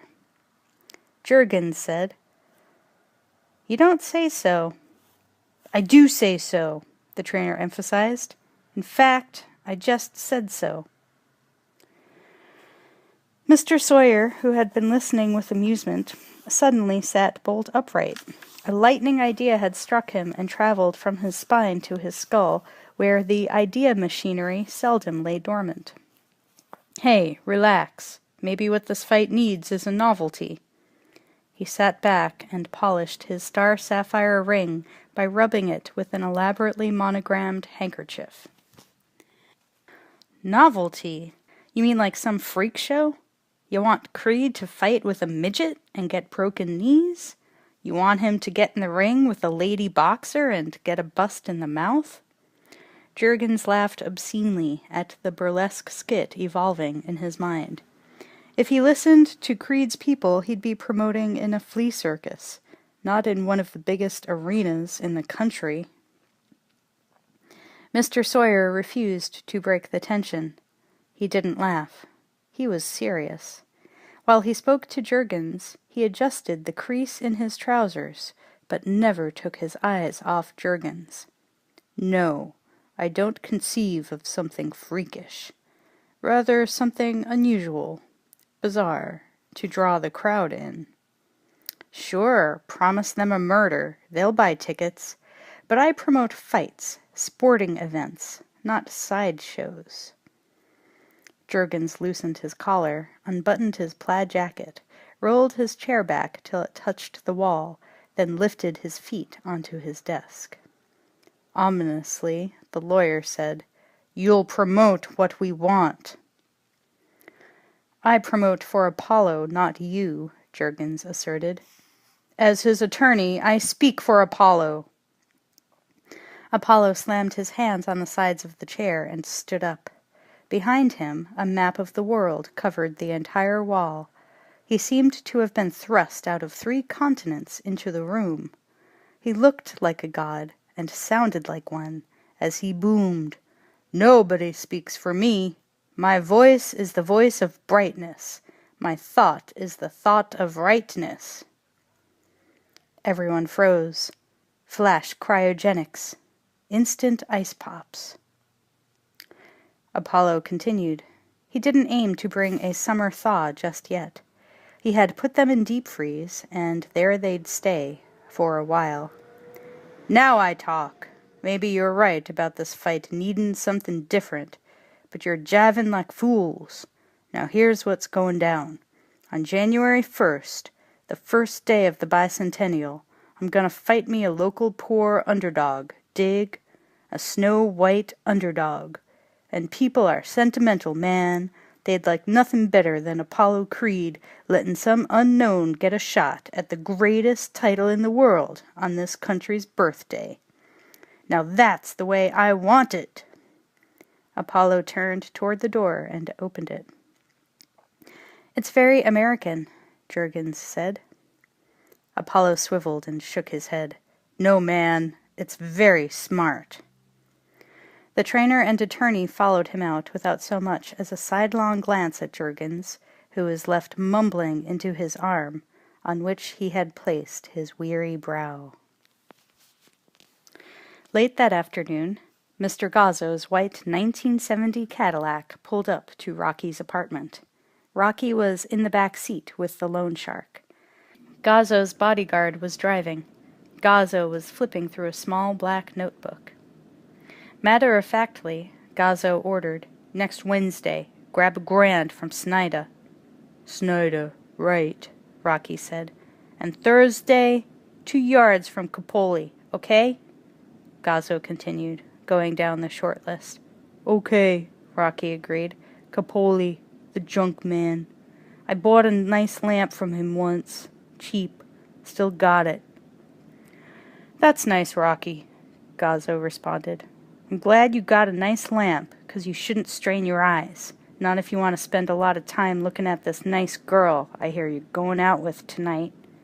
How'd you know? Rocky asked, embarrassed. You think I don't hear things? Gazzo smiled. Paulie's sister, Rocky admitted. The bodyguard twisted his neck around so that Rocky could catch the full disdain of his expression. I hear she's retarded, he sneered. She ain't retarded. She's shy. Rocky felt stupid defending such a wonderful person as Adrian to such a creep. Take her to the zoo. Retards like the zoo, the creep added irritatingly. Rocky turned to Gazzo for help. Does the bum have to say that? The bodyguard reddened. He could dish it out, but he couldn't take it. Gazzo motioned the bodyguard to relax. Buddy's in a bad mood, Gazzo explained. He's always in a bad mood. Then, laughing at Buddy's venomous expression, Rocky said, Count your blessings. You're a healthy person. Your legs work, your hands work. The expression on the bodyguard's face became more set. He stared at Rocky with murderous eyes. I don't like your face. Don't like yours neither, Rocky replied. Kiss my ass. Move your shoulders down, Rocky said. Gazzo stepped out of the car, followed by Rocky. Buddy's got a thing against you, Rock. Some people just hate for no reason, you know? Here's $50. You and the girl have a nice time. Thanks, Mr. Gazzo. He entered his apartment and Gazzo drove off, tearing up the street. Meanwhile, fate had slowed down and was trailing Rocky. There was a hell of a lot more than a $50 gratuity in it for him. Luckily, he was unaware of the shape of things to come, or he might not have spent an hour watching the turtles slide off the rock into their bowl. He might have been bursting out of his skin with anxiety and looking around for a newer, more expensive skin that could never be marred. The right skin on the right person lasts a lifetime, no matter what happens. 4. An amber day, mild, smooth, like 12-year-old Scotch, fine-grained, as the sunlight strained through polluted space, making all of Philadelphia look like an old sepia photo. Apollo Creed, who was definitely sepia, but not old and not a photo, though his features were well known throughout the world, sat on the plush couch in Jurgen's office, poring over a large record book. How about this Billy Snow? He asked. Fouls, Jurgen replied. How about this Big Chuck Smith? Mr. James, Apollo's trainer, who was sitting right beside Apollo, remarked in a weary voice, Too old, dull fighter. Then, pointing at a name, he suggested, Bobby Judge is a good boy. Apollo shook his head. No. I don't feel heat from that name. Judge, sludge, probably a drudge. What else we got? Joe Zack was a good prospect, Jurgen said hopefully. Still don't feel no heat, Apollo said again. Discouraged, getting to the bottom of the list of possibilities, Jurgens asked, Exactly what are you looking for, Apollo? Apollo leaned forward. This man. Then, in an amused tone, The Italian Stallion. He's my man. Rocky Balboa? His record's poor, Jurgen interjected. Apollo was not moved. Don't matter. That name, The Italian Stallion. It's right on. Then, slapping his thigh in amusement at his own line of thought, Apollo asked, Who discovered America? An Italian, right? So, man, what could be better than to get it on with one of his ancestors? Apollo Creed meets the Italian Stallion. Sounds like a damn monster movie. Shit. I'll carry the Bambino for 3 rounds. Just dust him off a bit, then drop him like a bad habit. Relieved, everyone in the room laughed. Juergens broke out a bottle of sour mash that, naturally, Apollo Creed did not share. He did not imbibe, he only ate kosher meat, and when he trained he went to sleep early every night and was up before dawn. He said that he owed a lot of his strength and ease of mind to proper sexual activities. He never defined proper, and definitely did not have to define sexual activities. Beautiful women surrounded him at all times, and training camp was no exception. The same November 27th, only it was dusk. It crept in on little feet, crawling back to Mother Night, who had already put on her house slippers and was pulling the curtains closed. Father Night was probably tanking up at Andy's bar, where you couldn't tell night from day anyway. But he had a star in his pocket for the mortal Rocky, who couldn't find his way in the dark without it. There is a kind of poetry in bad poetry. Dusk, night, stars. Why not? That's part of life, isn't it? Rocky and Polly walked toward Polly's house. Even though it was cold and dark, a group of kids were playing an energetic game of half-ball, a variation of stickball. Pretending to throw a ball, Rocky boasted, "I used to be deadly at half-ball." Polly grimaced. "I hate the friggin' game. I'd like to be deadly at softball." "What kind of business?" Rocky asked. Polly held out his hands. The joints were swollen, and the skin over them was inflamed. He tried to make a fist, but his thick hands could hardly bend. "Look at my hands! See 'em! Inflamed joints! Walking in and out of a freezer carrying meat plays hell on the joints. It ain't even arthritis." Sympathetically, Rocky said, "Maybe you should see a doctor." Polly, angered that Rocky hadn't got the gist of what he meant, shouted, "I don't need a doctor! I need a different job! A job where I don't have to spend most of my time in a refrigerator like a slab of bloody meat." "Yeah, maybe another job is the best thing," Rocky agreed. "Do me a favor, talk to Gazzo. Tell him I'm a friend and would do a good job. Tell him I ain't bothered by nothin' and would be a great collector. Bustin' bones don't bother me, unless they're my own. Tell him I'm a good worker," Polly said. Rocky didn't like the idea. Gazzo wouldn't listen to him. "Gazzo's got to come to you," he answered cautiously. "I'm askin' you to go to him, as a favor." Polly stopped walking for a moment and faced Rocky. Rocky turned away. He was getting uptight. Polly had no right to force the issue. "Gazzo's gotta come to you," he repeated dully. Then, with a brighter outlook, "Hey, Polly, it's a bad job. You could get hurt, and it ain't steady, and people get to hate ya. Do what you do now, and see a doctor." They continued past the atomic hoagie shop. The hoagie hadn't taken off yet. Its tail sparkled and burst according to a simple timing device. A group of young men were pitching quarters on the sidewalk outside. Rocky noticed Marie, the kid from the night before. She took a deep drag on her cigarette and faced in the opposite direction from Rocky. The gang smiled and continued to pitch quarters. Anger and disappointment registered across Rocky's face. Polly noticed the expression and the way Rocky sort of stared at the young people. "You know her?" he asked, indicating Marie. Rocky shrugged, and the two men moved off. Only the sound of metal, quarter hitting quarter, or quarter hitting wall, filled the night air.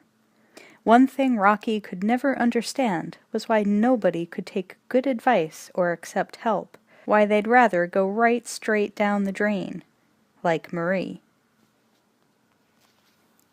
Polly lived in an apartment at the top of a dimly lit 4-story walk-up. "Hey, you ever run up and down the steps for exercise?" Rocky asked. "I watch TV for exercise," Polly replied, already out of breath. "Your sister know I'm comin'?" Rocky asked, hoping she wouldn't be too surprised. "Yeah, sure. She's very excited." Somehow Polly didn't sound too convincing. He unlocked the apartment door, and they went in, Rocky hanging back, a bit stiff. Adrian stepped out of the kitchen, holding a large serving spoon. Her hair was loose and disheveled, her face flushed from being too close to the flame, and her apron was streaked with food. The TV was on, playing to no one. Adrian let it play because it gave her company, gave her the illusion that someone else was in the house. As long as the TV was there in full sight and sound, she was hardly ever lonely. Hardly ever. Adrian eyed Rocky. She became visibly upset at his unexpected presence. Polly had lied to Rocky. She hadn't known about his visit. "Polly, you're late," she said sharply. She looked at Rocky again. This wasn't the way she planned to see him out of the pet shop. She couldn't have looked more a mess. "Did you call the hospital?" Polly sassed. Then turning to Rocky uneasily, he said, "If I'm 10 minutes late, she calls the hospital." Adrian ran into the bedroom. Polly followed her. It had been stupid and cruel of him to spring Rocky on her that way, trapping her in the unromantic, ordinary surroundings of their apartment.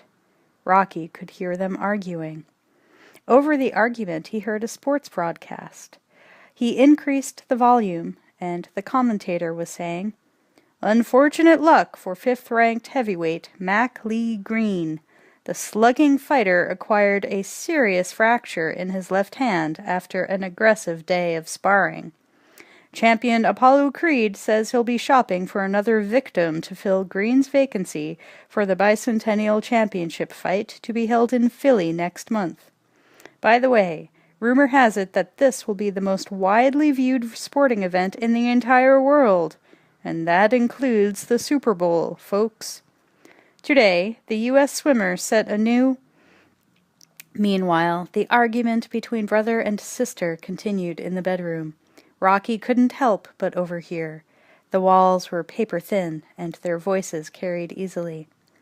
"Polly, why didn't you tell me you were bringing him home? Look at me. I'm not ready for this," Adrian shouted. "Like it would make a difference if you were, right? This guy's a friend, and now he's taking you out." Polly sounded like he was boss. The whole thing settled. "No, I can't," Adrian sobbed. "Yeah, you're going out of this bedroom, and I don't want to know from nothing." Polly's voice was softer. Rocky imagined he was putting his arm around his sister's shoulders, giving her courage to come out. He wasn't. He was standing there biting his nails and thinking how he could jolt her into some kind of living. "Polly, please." "Hey," he whined, "I want you out instamatically. I'm sick of looking at you hanging around like a friggin' spider. Go out. Live. Enjoy life." "Like you?" "Don't get wise with me. I want you to stop being a loser." He began to shove her toward the door. "I can't go out," she insisted. "Why?" Polly asked. "Polly, it's Thanksgiving. I've got a turkey in the oven." In a fury, Polly rushed out of the bedroom and entered the kitchen. Grabbing a large fork, he opened the oven door, speared the turkey, and heaved the dripping bird out the window. If ever a bird needed wings, that bird did. It dropped like a fragrant stone into the filthy back alley, landing on a pile of old mattresses, beer cans, vermin, and a dead cat. In a few minutes some cats had found their feast and were eating potluck. Adrian was shattered. She locked the bedroom door and leaned against it, trembling. Gone was the chestnut stuffing she had filled the bird with, and gone was the drumstick she had coveted. All that was left was a greasy pan and a panting brother, and Rocky, whom she really wanted to go out with, but was too embarrassed to acknowledge. Polly yelled, "You want the Boyd? Go out in the alley and eat the Boyd. I want you out of the house. Enjoy your friggin' life. You hungry, Rock?" "Maybe you better forget it," Rocky mumbled. "Forget nothin'. Here, talk to my sister. Tell her something nice." Rocky walked over to Adrian's door and began to speak to her. "Yo, Adrian, it's me, Rocky. It's kind of hard for me to think of something to say, 'cause I never talked to a door before. I mean, what do you say to a door?" He turned and began to walk off. "Maybe I better forget it." "Try again. Come on, try again," Polly pleaded. Rocky went to the door and began again. Adrian, I know you ain't too happy at this moment, but would you do me a favor? I ain't got nobody to spend Thanksgiving with. How about you and me going out? Get something to eat, maybe laugh a little. Who knows? Would you like, I don't know, to go out together?" When Adrian opened the door a few minutes later, she already had her coat on. "We'll have a good time," Rocky assured her. Polly opened the front door and ushered them out with an encouraging smile. "What's your sister like to do?" Rocky asked Polly secretly. "Ice skate," Polly replied. The rink was located on the top floor of an office building in the business district. An old lady seated at an organ was playing peppy ice skating tunes. "I love waltzes," Adrian said. "Hey, can you help me lace these up?" Rocky, who wasn't too good with his fingers, managed to lace the rented pair of skates well enough. Just being around Adrian's ankles got him hot. He decided to be casual. "Don't you need to go to some special school to learn to work with so many animals?" "I only went to high school," Adrian replied after a pause. "How do you like working with the puppies?" Rocky had found an easy topic of conversation and would follow it through to the end. "Fine," Adrian said. "Say, how about the snakes? You miss them, too?" Adrian didn't respond. She was testing the skates to see whether they were laced tight enough. Without a good fit, anyone could twist his ankle. The skates the rink rented out were not so terrific. They should have been replaced long ago. Adrian glided away from the rail, then back again to Rocky. "You scared of snakes?" Rocky asked. "Not really. Can I ask you a question?" Her face had taken on a serious mien. "A question? Absolutely." "Why do you fight?" Rocky wasn't sure whether she just wanted to know or whether she was judging him. Lots of women couldn't stand the sport. "'Cause I can't sing or dance." Adrian walked onto the ice with clumpy little steps. Rocky followed. He wasn't wearing skates. He had never been on ice in his life, and he had vowed he would still not be on ice when he died. He shuffled along in his street shoes, hoping no one would notice his clumsy imitation of ice skating. "Where'd you learn this?" Rocky asked. Adrian was almost as bad as he was. "I've only done it once or twice." "No kiddin'. Like I was sayin' before, fightin' used to be tops with me, but no more." Rocky hadn't been saying that before. He had been thinking it, until the thought got louder and came out of his mouth. "All I wanted to prove was I wasn't no tomato, that I had the stuff to make a good pro." "And you never got the chance?" "I ain't cryin'. I still fight. Do it like a hobby." Some hobby, Rocky thought. He allowed himself to feel sorry for himself, but for only half a second. A shaking instructor, who wasn't the least bit fooled by Rocky's imitation of ice skating in leather-soled shoes, glided over and made a grand sweeping slide in front of Rocky. "If you want to remain on the ice, put on skates," he said in an overbearing way. "Yeah, be off in a minute." Turning to Adrian, he continued, "See, I'm a southpaw, and most pugs won't fight a southpaw. Southpaw means left-handed." They moved away from the instructor, who watched to see that Rocky was headed toward the railing. "Things probably worked out for the best, right?" He turned to Adrian for approval. "But you never had a chance to prove yourself." She had guessed that he hadn't meant his last statement. "Absolutely," Rocky said, pressing her arm warmly. It was well-shaped under the thin woolen weave of her sweater, a suggestion of muscle and firm young flesh, even though she too was 30 years old. Lifting animals had helped keep her in shape. Rocky removed a crumpled photo from his wallet and proudly showed it to Adrian. "That's me fightin' Big Baby Crenshaw. I lost, but it's a nice picture, don't you think?" Adrian did a slight turn. Rocky nearly fell. "I hit hard, real hard, but I'm a southpaw, and nobody wants to fight a southpaw, so—" The irate instructor sped over and purposely stopped in such a manner that ice sprayed the front of Rocky's pants. "Either put on skates now or get off the ice. Do it, or I'll have you ejected from the rink, fella." Rocky ignored him and slid off with Adrian. The instructor was outraged. Turning to Adrian, who was about half an inch away, Rocky began to tell her his life history, the only history he knew pretty well without having to read up on it. "You know how I got started in the fight racket?" "By accident?" Adrian guessed. "My old man, who was never the sharpest, told me I weren't born with much brain, so I better use my body." For the first time, Adrian laughed. "What's funny?" Rocky demanded. He thought what he had said was kind of sad.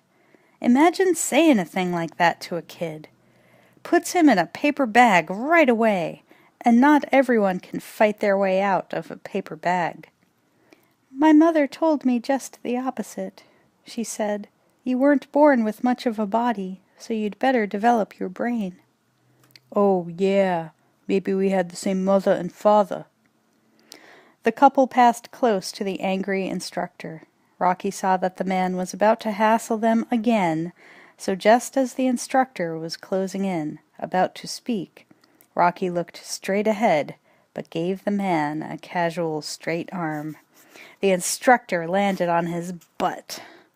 Adrian and Rocky glided off into the night trolley, onto the shiny old wicker seats with tickly horsehair escaping through the broken straw, into the romantic intimacy of sitting side by side in an empty vehicle, reading the advertisements above the seats opposite them and pressing thighs, hearing the steel tracks shudder and the trolley keep its shaky course down South Street, into the warm wonder of saying things to each other they had never said to anyone else, in the trolley.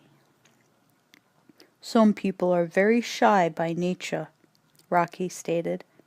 "I suppose." "I would say you're very shy by nature." He patted her hand. "I suppose." "Some people think being shy is a disease, but it don't bother me." He hoped his approval would bring her out. "It doesn't bother me either," she agreed. "Then why did I bother bringing it up? 'Cause I'm dumb, that's why. You know, I think we make a real sharp couple of coconuts. I'm dumb, and you're shy." "It's just as hard for me to understand why anybody wants to be a fighter."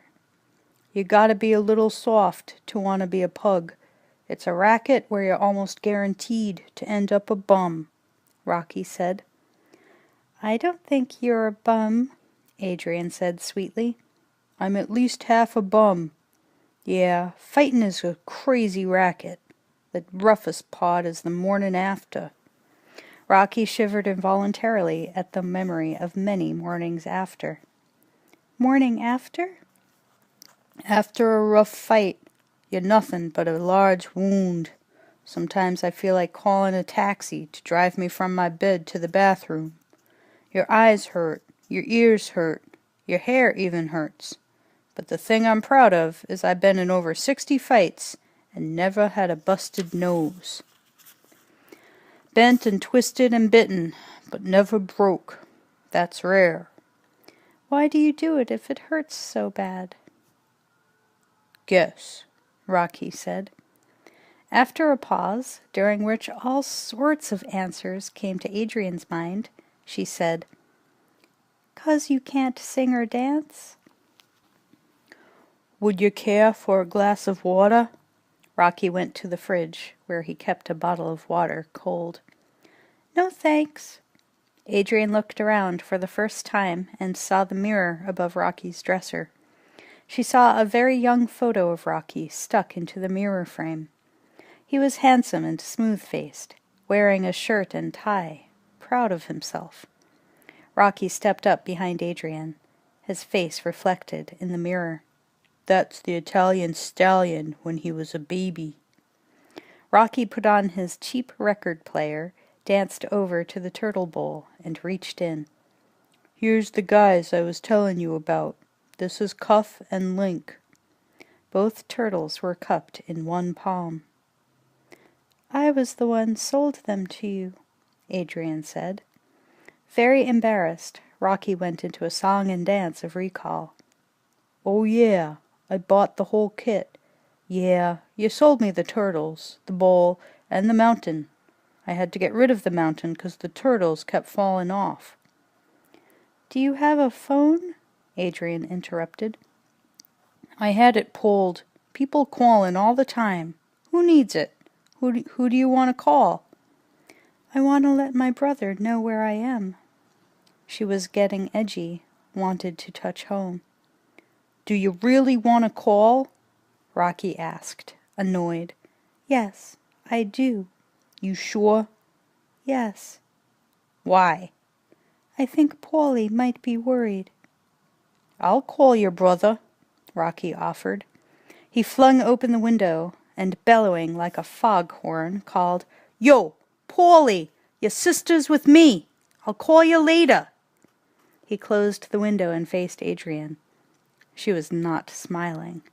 His clumsy attempt at humor had only frightened her. What's the matter? Don't you like the place? Rocky gently joked. The apartment's fine, Adrian remonstrated. It's only temporary, Rocky continued. It's not that, Rocky. She looked forlorn. What's the problem? You don't like me? Don't like the turtles? What is it? I don't think I belong here. It's okay. No, I don't belong here. It's all right. You're my guest. I've never been in a man's apartment before, Adrian admitted. They're all the same, he declared. I'm not sure I know you well enough. I don't think I'm comfortable. Yo, I ain't comfortable either, Rocky admitted, but I'm willing to make the best of an uncomfortable situation. I should leave. She began to walk toward the door. Stopping her, Rocky whispered into her ear. How would you feel if I asked you to take off your glasses? Dumbstruck, Adrian exclaimed. What? The glasses. Please. She let him remove her glasses, and looking deeply into her eyes, he said, You got nice eyes. They're small. Small, but a good color. Thank you, Adrian mumbled. Do me another favor? Could you let the hair down? Why are you doing this? Adrian asked, as she let her long, deep brown hair fall. Oh, "That's nice," he whispered. "A movie star."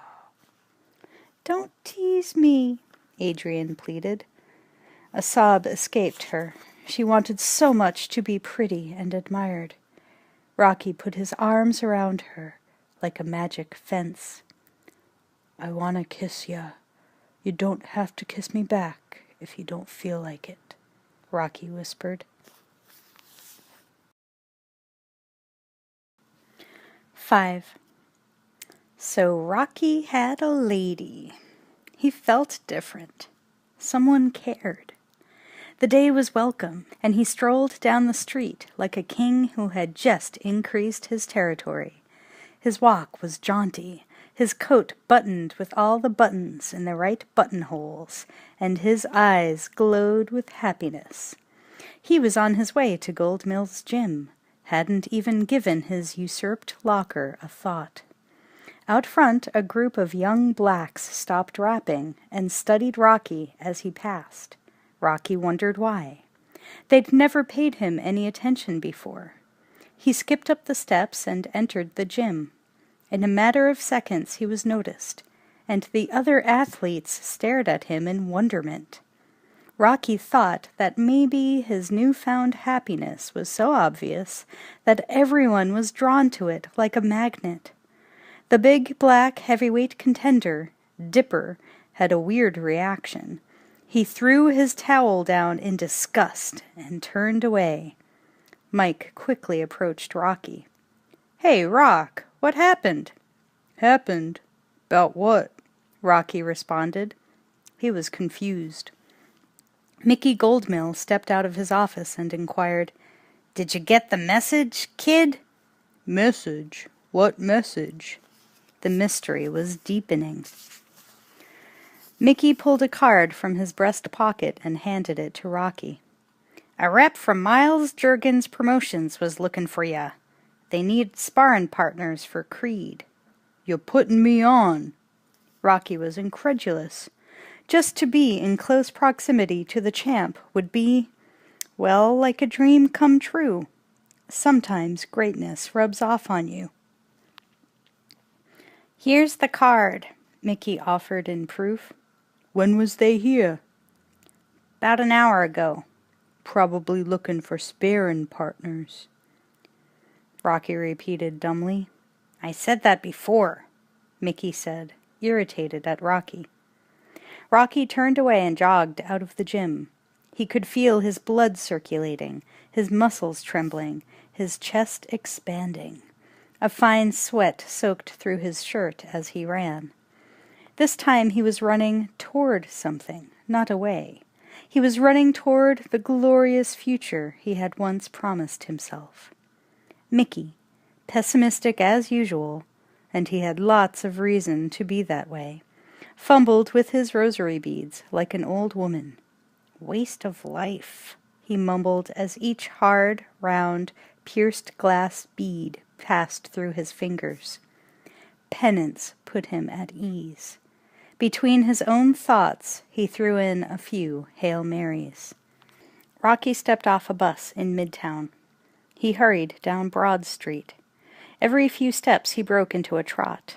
People passed by him in one blurry rush. Finally he came to the skyscraper that had been scraping the sky for 45 years, its Art Deco tower gliding downward from a sharp point to pseudo-Egyptian geometric ornamentation. The hall of the office building was ordinary enough, a candy stand near the elevators, a flat directory behind glass, and an elevator captain in an elevator captain uniform watching the elevator bank of colored lights as they climbed up and down a master control board. "Juergens Promotions?" Rocky asked. "10th floor," the man replied, deftly touching his cap's visor. In a few seconds, Rocky burst into the office of Miles Juergens Promotions, a wild look in his eyes. The secretary was slightly startled by Rocky's excited expression. "May I help you?" she asked, watching him carefully. If he turned out to be a nut, she could press the tiny emergency button beside her desk, and security would come running to help. Rocky handed her the business card he had picked up at the gym. "Your name, please?" the secretary continued. "All business." "Balboa. Rocky Balboa." Rising slowly and smoothing her stretched jersey skirt over an already smoothly stretched body, she went into Juergen's office. Rocky let his eyes wander over a multitude of sports pictures that were hanging on all four walls. When the secretary returned, she told him he could go in. Rocky thanked her, straightened his jacket, ran a comb through his hair, and went for the office. "Hello, Mr. Balboa. I'm Miles Juergens. Please have a seat." Mr. Juergens put as much warmth into his greeting as he could muster. Warmth wasn't his strong point. "Mr. Balboa." "Rocky," Rocky interjected. "Rocky. Do you have any representation? A manager?" "No, just me." "Rocky, would you be interested in—" Juergens began, and Rocky interrupted again in his eagerness to seem on top of things. "Sparrin'?" he said swiftly. "Excuse me?" Juergens didn't know what Rocky meant. "I know you need sparring partners. I'm very available." "I'm sure you are," Juergens agreed. "Absolutely. Sparring with the champ would be an honor. You know what?" Rocky wanted to sell himself bad. He couldn't believe that he was already chosen. Maybe the bad fairy would come and drag him out of Juergens' office. Maybe it was some kind of joke. "What?" Juergens asked. "I wouldn't take no cheap shots. I'd be a good sparring partner," Rocky said proudly. Juergens was amused. He lit a cigar, and, wetting the brown leaf wrapper, sucked on his fat tobacco pacifier. "Rocky," he said from behind the fragrant smoke screen rising from his cigar. "Rocky, would you be interested in fighting Apollo Creed for the championship?" Rocky wasn't sure he had heard what he heard, so he pretended he hadn't heard it. "Like I said, I'd make a boss sparring mate." "Did you hear what I said?" Juergens asked. "Sure, and I'm smart enough to know that no sparring partner should take cheap shots at the champ. He's just there to help condition the man." Juergens wondered whether he had made a mistake choosing Rocky. Maybe the guy was wacky. "Not spar," he enunciated carefully. "I'm asking whether you would be interested in fighting Creed for the championship." The weight of the statement came crashing down on Rocky. For one long moment he became a basket case as he pondered the statement. Then, regaining some of his senses, he replied, Sure, absolutely." Juergens leaned across the desk and offered Rocky his hand. The biggest deal in Rocky's life was about to be consummated. Rocky, Adrian, and Polly met at Polly's apartment for an evening of entertainment in front of the boob tube. Its flickering light and madly circumscribed activities held their attention hypnotically. Apollo Creed was being interviewed. It wasn't as if Rocky didn't know what Creed was going to say. After all, he was in the interview too, but it gave him a thrill to pretend it was news to him. "How do you like the city of brotherly love?" a reporter asked Creed. "I like my Philadelphia brothers. And I'm patriotic." Creed had to duck to the left to avoid a thrusting microphone. Then he continued, in mock seriousness, "If yo don't back up, I'm going to send you home with a microphone in your nose." The reporter laughed, but kept the mic right up front, near Apollo's mouth. "Why did you agree to fight a man who has virtually no chance of winning?" he asked.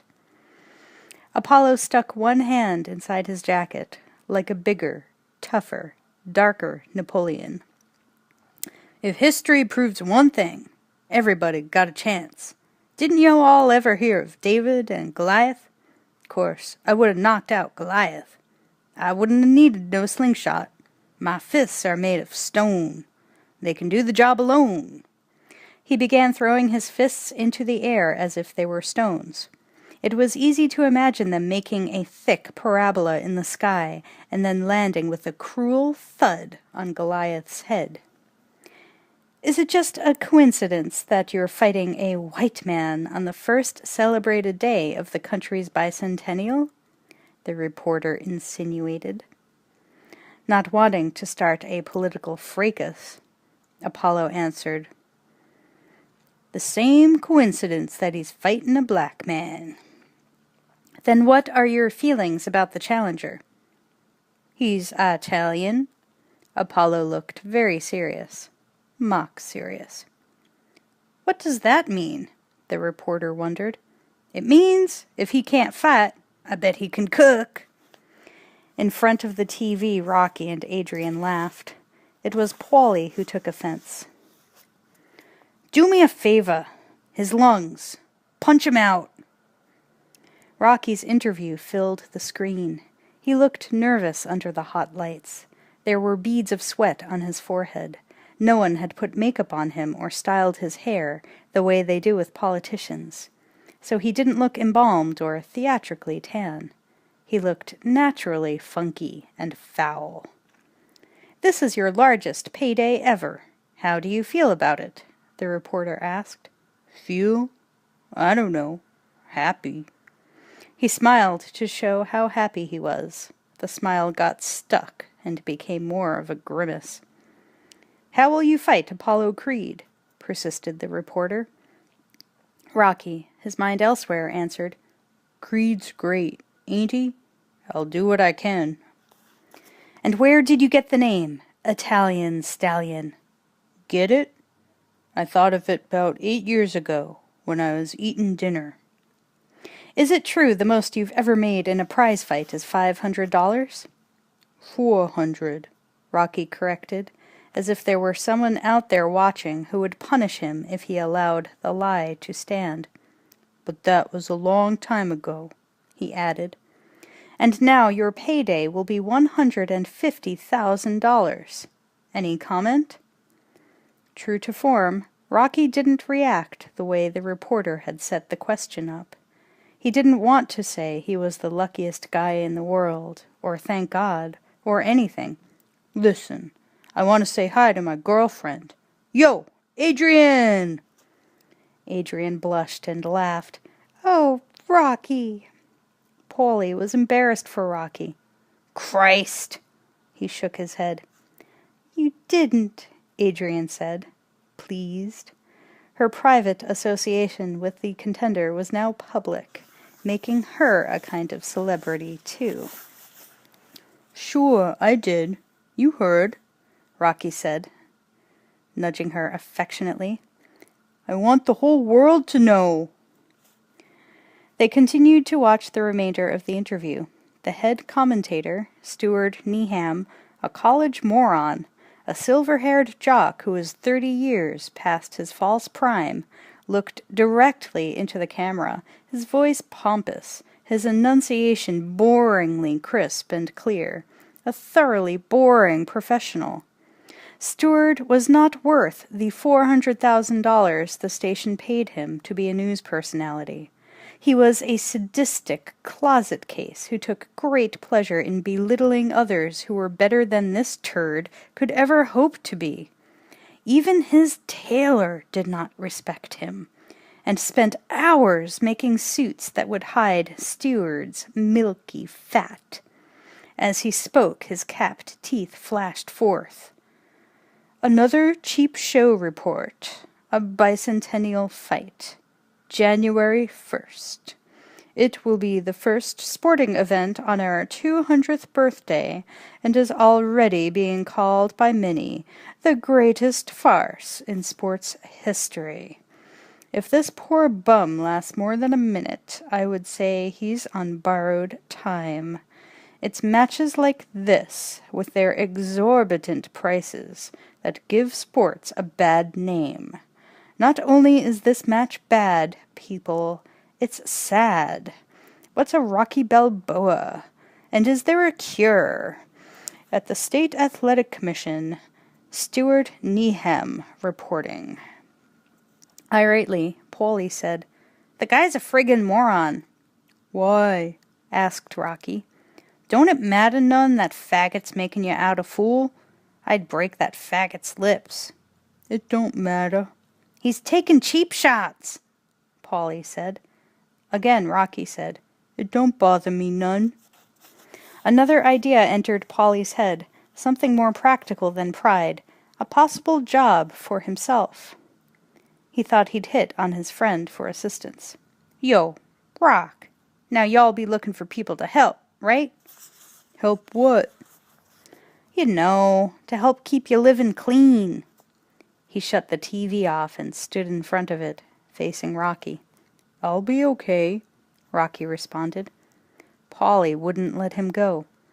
"You gotta have a guy help you exercise. Maybe somebody to be standing by with a towel or run errands, you know."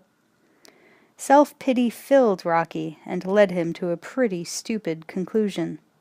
"Hey, who cared about me yesterday, huh? Nobody. I think I'm gonna train myself." "Ain't never been done, Rock.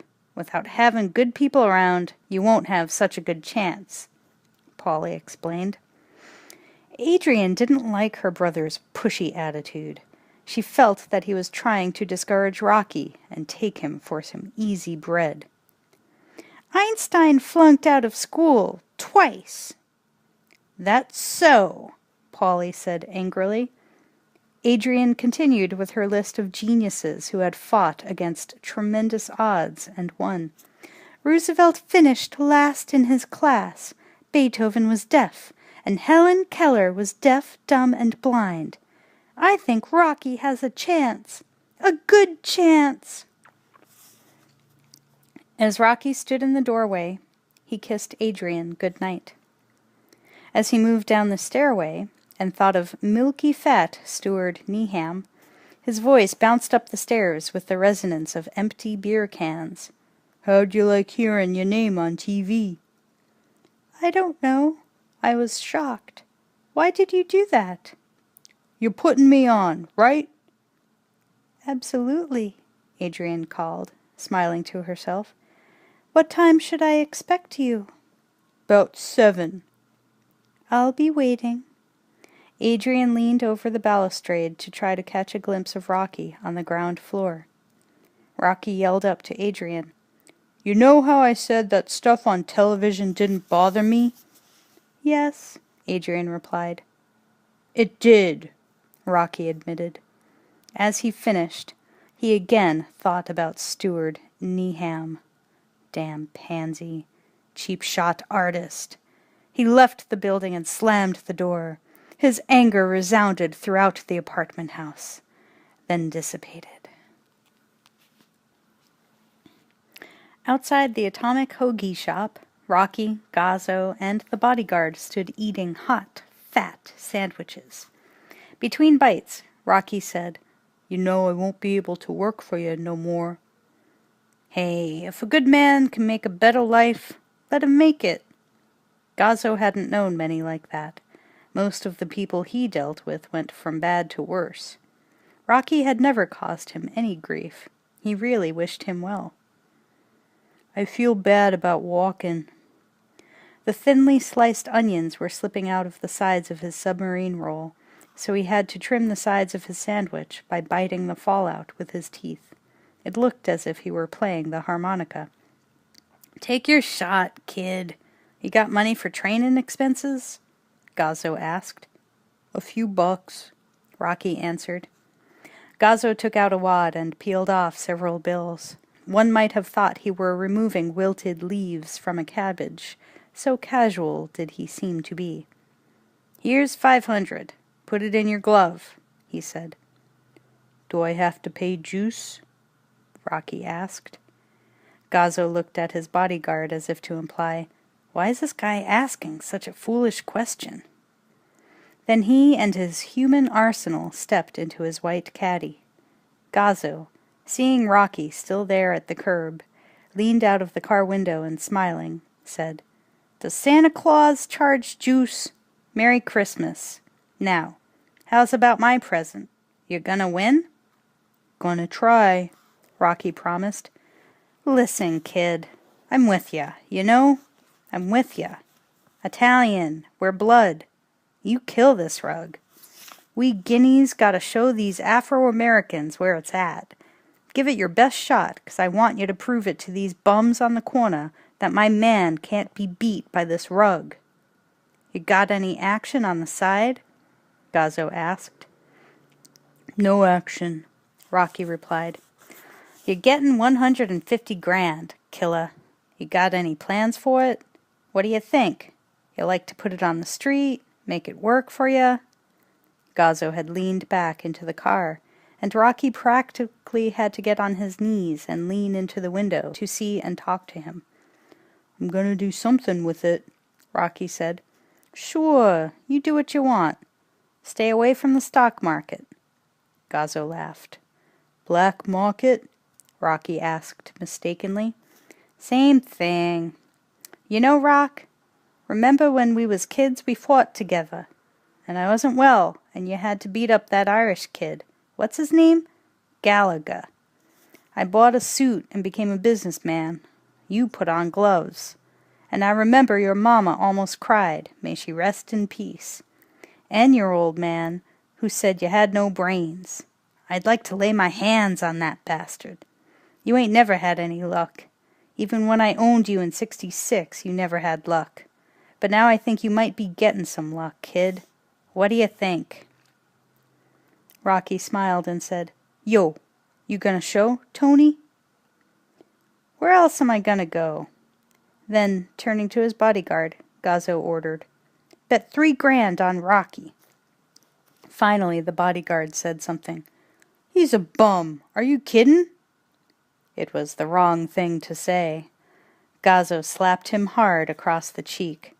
"No, I'm not kiddin'," he said. At home, Rocky did what he had done for a long time, his lonely routine. Flipped on his record player, fed his turtles. "Hey, look who's home!" But there was something different. Rocky noticed 2 telegrams lying inside the threshold. He approached them with a sense of awe. The envelopes were as starched and clean as a yellow organdy dress. Rocky tried to peek into the lozenge-shaped paper windows to read the telegrams before he had ripped the envelopes open. Settling on the bed, he opened them. They were from strangers, congratulating him on his good fortune. Suddenly he felt chilly, as if a wind were blowing through his bones. It hit him that his life was now public, and anybody who wanted to could find him, or write to him, even follow him. He didn't like the exposure. When someone knocked at his door at that moment, he recoiled, then opened it. Surprise of surprises. Mickey Goldmill, the gym owner, stood framed in the doorway. "I seen the light. I figure somebody was home," he said stiffly. To Rocky, Mickey Goldmill was a luminary, and his arrival nonplussed him. "Hey, Mickey, what are you doing here? Here, sit down." He tossed some soiled clothing from a mangled armchair and ushered Mr. Goldmill to it. "Best seat in the house." "Hey, Mick, this is too much." "How do you mean?" Mickey asked. "I'm used to seeing you at the gym, but seeing you here, in my house, it's kinda out of joint." It embarrassed Rocky to have an outsider see how he lived. Except for the fact that he had a roof and 4 walls, he might have been one of those rag pickers who lived out of paper bags and slept in doorways. But on watching Goldmill, he guessed that the old man had something important on his mind. "Listen, Rock, you're a very lucky guy," Mickey said. "Yeah." "What's happened is freak luck," Goldmill continued. "Freak luck for sure," acknowledged Rocky. He began pacing the room, wondering what Goldmill wanted. "Look at all them other fighters. Real good boys. Good records. Colorful. Fight their hearts out for peanuts. But who cared? Nobody. They got it shoved in their back door. Nobody ever gives them a shot at the title." Uneasily, Rocky said, "Freak luck is a strange thing." Mickey, instead of talking with Rocky about what to do when freak luck strikes, found his attention drawn to the turtles. "What are those?" "Turtles. Domestic turtles." "Turtles? You ever had turtle soup?" Mickey asked. "Things ain't never been that bad," Rocky said dryly. He enjoyed kidding Mickey. "Rock, I'm here telling you to be very smart with this shot. Like the Bible says, you don't get no second chance." He looked hard into Rocky's eyes and continued, "You need a manager, an advisor. I been in the racket 50 years. I done it all. There ain't nothing about the world of pugilism that ain't livin' up here." Mickey lit a half-smoked cigar. The smell of it obliterated any other odor that may have existed in the room. Mickey seemed to breathe more deeply when he inhaled the smoke. Air only made him cough. At a loss, and not wanting to hurt the old man, Rocky said, 50 years, huh?" Mickey picked it up. 50 years. The rep is known around Philly, and a good rep can't be bought, but I don't have to tell you that." To change the subject, Rocky suggested, "How about a glass of water?" Mickey ignored him. "Rocky, do you know what I done?" "What?" Driving each word hard, Mickey recited his credits. "I done it all. I done and seen everything. Believe what I'm telling you. You should have seen the night in Brooklyn I smashed Ginny Russo out of the ring, September 14, 1923. Same night Firpo knocked Dempsey out of the ring. But who got the press? He did. He had a manager. September 14, 1923. Softly, Rocky murmured, "You got a good mind for dates." But he didn't get a chance to continue. Mickey kept talking as if in a dream, becoming more engrossed every minute, reliving the past. "Look at this face. 21 stitches over the left eye, 34 over the right. My nose was busted 17 times, the last being the Sailor Mike fight New Year's Eve, 1940, in Camden, New Jersey. What a professional pasting I give him. Here, read about it." He showed Rocky a tiny press clipping, then, pointing to his cauliflower ear, added, "And he gave me the vegetable on the ear. I got pain and experience. And you got hot. Kinda remind me of Marciano, you do." Touched by his comparison, Rocky pointed to his most prized possession, the photo of Marciano. "Nobody ever said that. There's his picture." Mickey, pressing his advantage, continued with the flattering comparison. "Yeah, you kinda remind me of The Rock. You move like him." He had Rocky now, right smack in the middle of his fantasy. Nothing could have pleased Rocky more than what Mickey was saying. "Really think so?" Rocky asked.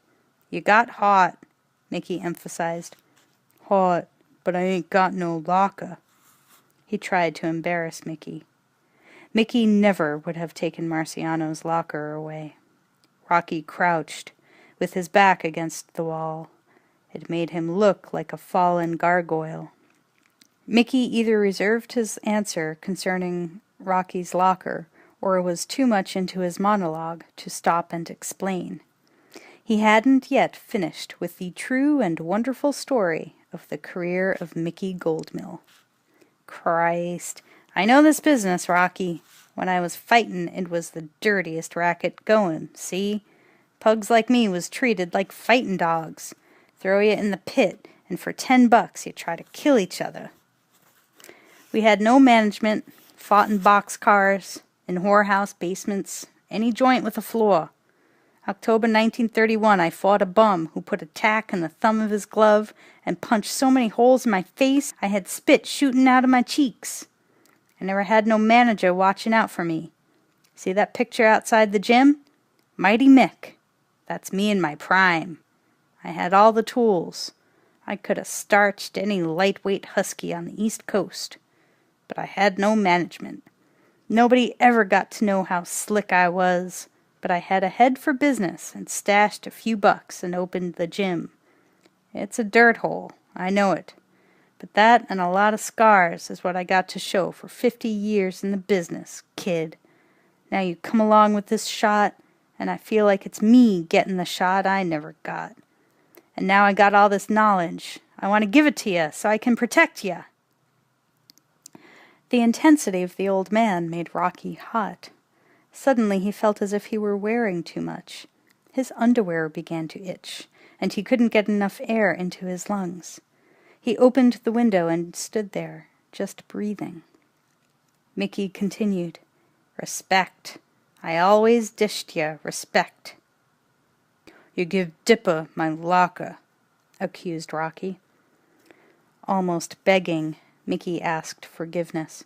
"I'm sorry. I made a mistake. Kid, I'm asking man to man. I want to be a manager." Without looking at Mickey, Rocky answered coldly, "The fight's set. I don't need a manager." Mickey's voice quavered with emotion as he pleaded his case. "Look, you can't buy what I know. You can't. I've seen it all. I got pain and I got experience." "I got pain and experience, too," Rocky said. "Please, kid." "Whatever I always got on the slide. This shot's no different. I didn't earn nothing. I got it on the slide. I needed your help about 10 years ago when I was startin', but you never helped me none." He wished the old man would blow away, far away where he couldn't ask him any favors. Nervously handling the ashtray, Mickey dropped it. He kneeled to retrieve it and wearily remained on one knee, as if about to propose to an unyielding lover. "If you was wantin' my help, why didn't you ask? Just ask." "I asked, but you never heard nothin'." Mickey yelled, "Rocky, I'm 76 years old. Maybe you can be the winner I never was. Your shot is my last shot." That got to Rocky. Holding back his emotion, he went into the bathroom and closed the door. Mickey struggled to his feet and, like a beaten man, left. Several moments later, Rocky came out of the bathroom and lowered himself into bed, feeling guilty as hell. He couldn't rest. The image of the old man down on his knees to him, Rocky, former bum whose luck had changed, ate away at him. He sprang up a second later, ran outside and up the block toward the shadowy and hunched figure of Mickey. When he caught up with him under the eerie yellow-green lamplight, Rocky placed an arm around Mickey's shoulders. It was better than a handshake, and it sealed the deal. Rocky would benefit from the old man's know-how, and the old man would get a new lease on life through Rocky. The Bible didn't say it, but Rocky thought it. Let bygones be bygones. That was the way it was going to be. 6. At exactly 4 o'clock the following morning, Rocky's alarm clock went off, shaking him out of a deep sleep. Not accustomed to rising so early, he staggered to his feet and made his way to the bathroom. Turning on the light, he gave the roaches quite a scare, and they scattered, rushing behind pipes and into the medicine cabinet. Some of them had already climbed behind the telegrams that Rocky had placed at the top of the mirror. Half awake, Rocky filled the basin with icy water and submerged his face in it. Then he swayed to the fridge, removed a dozen eggs, and taking 5 of them in turn, cracked them into a bowl. His body quivered as he downed the raw eggs in one swill. For his morning run, Rocky was dressed in a well-worn sweatsuit with a hood, and gloves and sneakers. It was pitch black outside, and his steaming breath made puffy clouds that floated above him, then disappeared into the cold air. His form also appeared and disappeared as he ran down the street. He could be clearly seen only as he passed beneath the street lamps. 2 garbage men stopped hoisting cans to watch him pass. He was more interesting than the usual cats stalking fallen scraps of garbage. The art museum stood at the top of a steep flight of stairs like a pyramid that has lost its point. Anyway, it had nearly disappeared into the morning gray, and it wasn't Shangri-La. Rocky was not going to run up the steps to reach eternal youth, or any of that jazz. He just had to run up and down the steps to increase his stamina, strengthen his legs that would ostensibly carry his battered and battering body around the ring. Being a contender, you can't just lay back and dream. Rocky knew that. So taking a deep breath, he started up. He started, but halfway up his legs gave way. So he brushed himself off and went down again. He was not discouraged. Getting into shape is a gradual business. You keep at it, and one day you can do more than you thought possible. At City Hall, Rocky veered to the river, pausing to heave great gusts of exhausted breaths. He threw several lazy jabs in the air and walked a while with his hands on his aching sides. Then he forced himself to run again. The day was a long time dawning, and it was still a dirty gray as Rocky headed along Spring Gardens Street. He passed under an elevated train station, and the hurried, roaring, metallic grumble of the train passing overhead seemed to blend perfectly with his muscular running style. The sky began to lighten as Rocky ran along the piers and past anchored freighters. A giant water rat hurried away as Rocky bore down on him. The rat's legs were okay. He had 4 of them to get him where he was going. If Rocky had had 4 legs, he would have stayed in one place like a chair and let Apollo Creed sit on him. You can't get hurt that way. But he had 2. At 5:30, Rocky approached the loading platform of the Eastern Packing Company. Alongside it were several boxcars. Rocky mounted the ramp and knocked on the metal door. It soon opened, and Paulie guided him inside. Paulie was already drunk.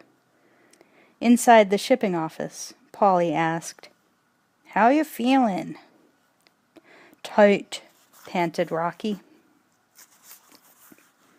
Paulie held up a bottle of whiskey. "Want a drink?" "No," Rocky said without hesitation. As 2 Puerto Rican employees of the Eastern Packing Company entered, Paulie proudly pointed Rocky out. "This is the guy who's fightin' Apollo Creed." "Good luck! Kill him, man!" Jose, one of the men, said. Drunkenly, like a cheerleader trying to remember the good old days but failing, Paulie yelled, "Hip hip hooray! Come on, hip hip! Hooray, man!" Jose said, finishing the cheer and walking away. "Rock'll be coming by every mornin' to pick up some prime. Can't train on that store crap." Rocky smiled, and Paulie led him out of the office and to the large metal door of a walk-in refrigerator. They entered into a winter wonderland of heavy sides of beef, flayed and frozen, hanging from hooks that extended into darkness at the far end of the refrigerator. An overhead blower kept the place freezing cold. The freezer did not so much resemble a modern torture chamber as a ballet captured at the moment of ascent, in ice. The racks could be slowly turned, causing the meat to sway thickly back and forth.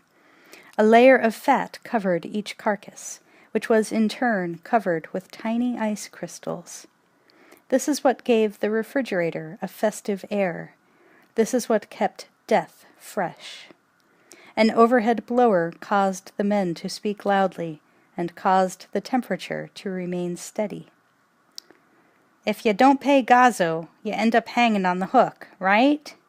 Polly teased. Gazzo's a good man, Rocky insisted. Yeah, then how about you talk to him about me? Talk? Please do me that favor, Polly begged. Rocky, ignoring the urgency in Polly's voice, casually answered, Keep this job. You eat better. Polly opened a jackknife and idly jabbed the hanging meat. He swilled some whiskey from the pint bottle he carried with him. He was working up a sly piece of conversation to coerce Rocky with. You know, do you think you and my sister, doing good together?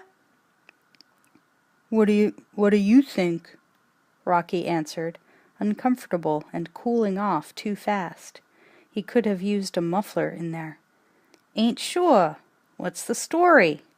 Polly kept on. What? Rocky asked. The story. What's happening? Polly sounded like a man who had mulled it over for quite a while. You really like her? Sure, I like her. Laughing nervously, Polly asked, What's the attraction? I don't see it. I don't know.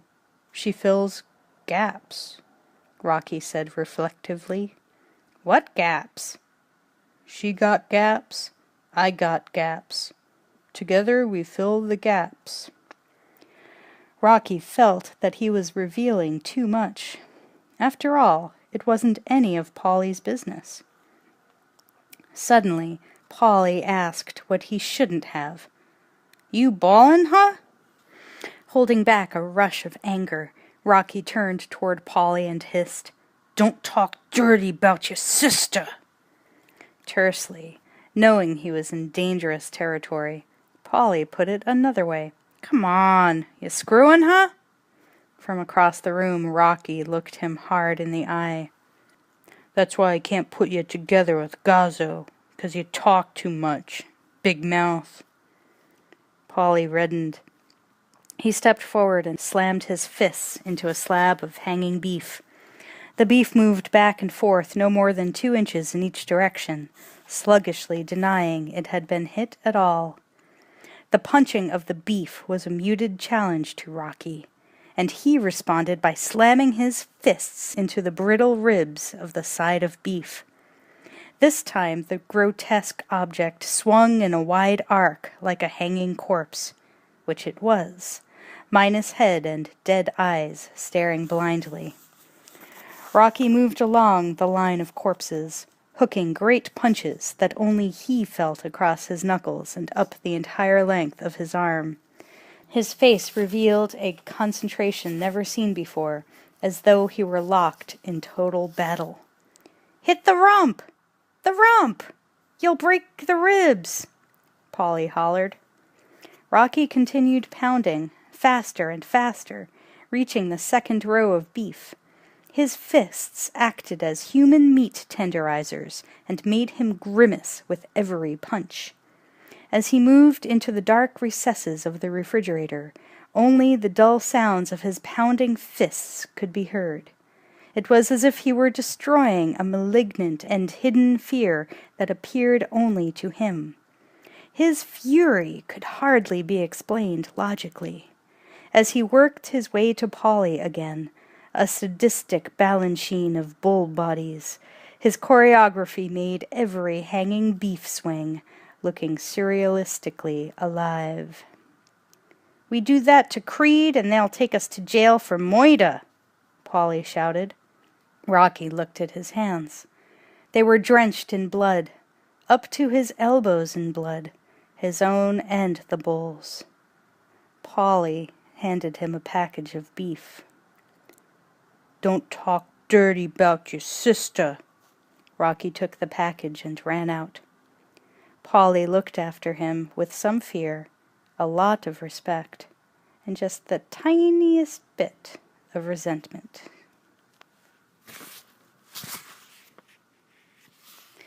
At the gym, Rocky, without his frozen carcasses of meat to pound, reverted to the old standby, the heavy bag.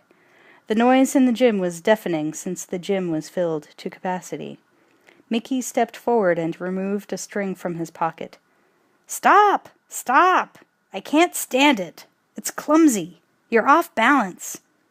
He motioned to Mike, handed him the string, and said, Tie it to both ankles. Leave 2 feet of slack. I never had good footwork, Rocky said, apologizing to Mickey, as if Mickey hadn't noticed it before. Forget the footwork. You're off balance. The legs are sticking everywhere. Marciano had the same problem, and the string cured it. When you can hit and move without breaking the string, you'll have balance, Mickey said. He didn't want to hear what Rocky never had. He wanted to see what Rocky did have. You'll be a very dangerous person, Mike added, and finished with the string. 2 young boys in street clothes interrupted Mickey. Rocky, could we have your autograph? One asked. Sure, Rocky answered, pleased. Mickey was not as pleased as Rocky. In fact, he was irate. Don't you boys ever interrupt when I'm conducting business, or I'll kill you both. Go away. As suddenly as they had appeared, the boys disappeared. That was Mickey's magic. Turning to Rocky, who was still glowing with his newfound celebrity, Mickey shouted, Autographs? You want to be a writer or a fighter? Let's work. We got visitors, Mike cautioned. Mickey strained his eyes to see Steward Neeham and news cameramen entering his gym. Approaching them, he said, Can I help you guys? The smug newscaster first turned to his cameraman. Set the camera up over there. Then he said to Mickey, I am Steward Neeham, which I'm sure you knew, and I'm covering the pre-fight training. I own the place, Mickey informed him. Steward turned from Mickey and nodded to his crew, who rushed to set up.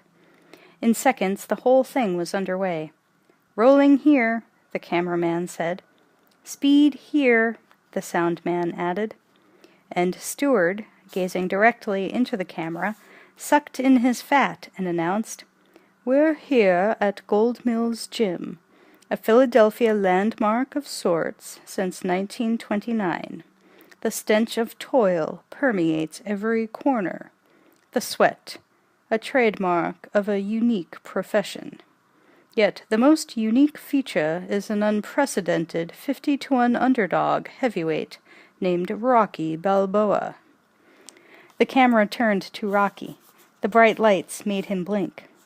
It was like a silent inquisitor, sent to make Rocky blurt out all sorts of confessions. He felt as if it had caught him with his pants down and 15 pimples on his ass. Should I do this? Rocky asked Mickey. Mickey nodded. He figured they shouldn't pass up the publicity. It was good for Gold Mills Gym, too. Rocky faced the glaring lights once again. So much has happened lately. Has it changed your lifestyle much?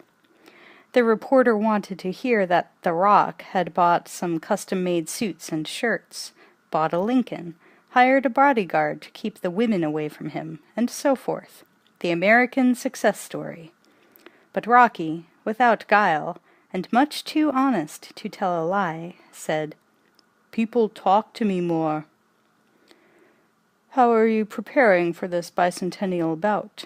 Steward continued, hoping for something at least more detailed.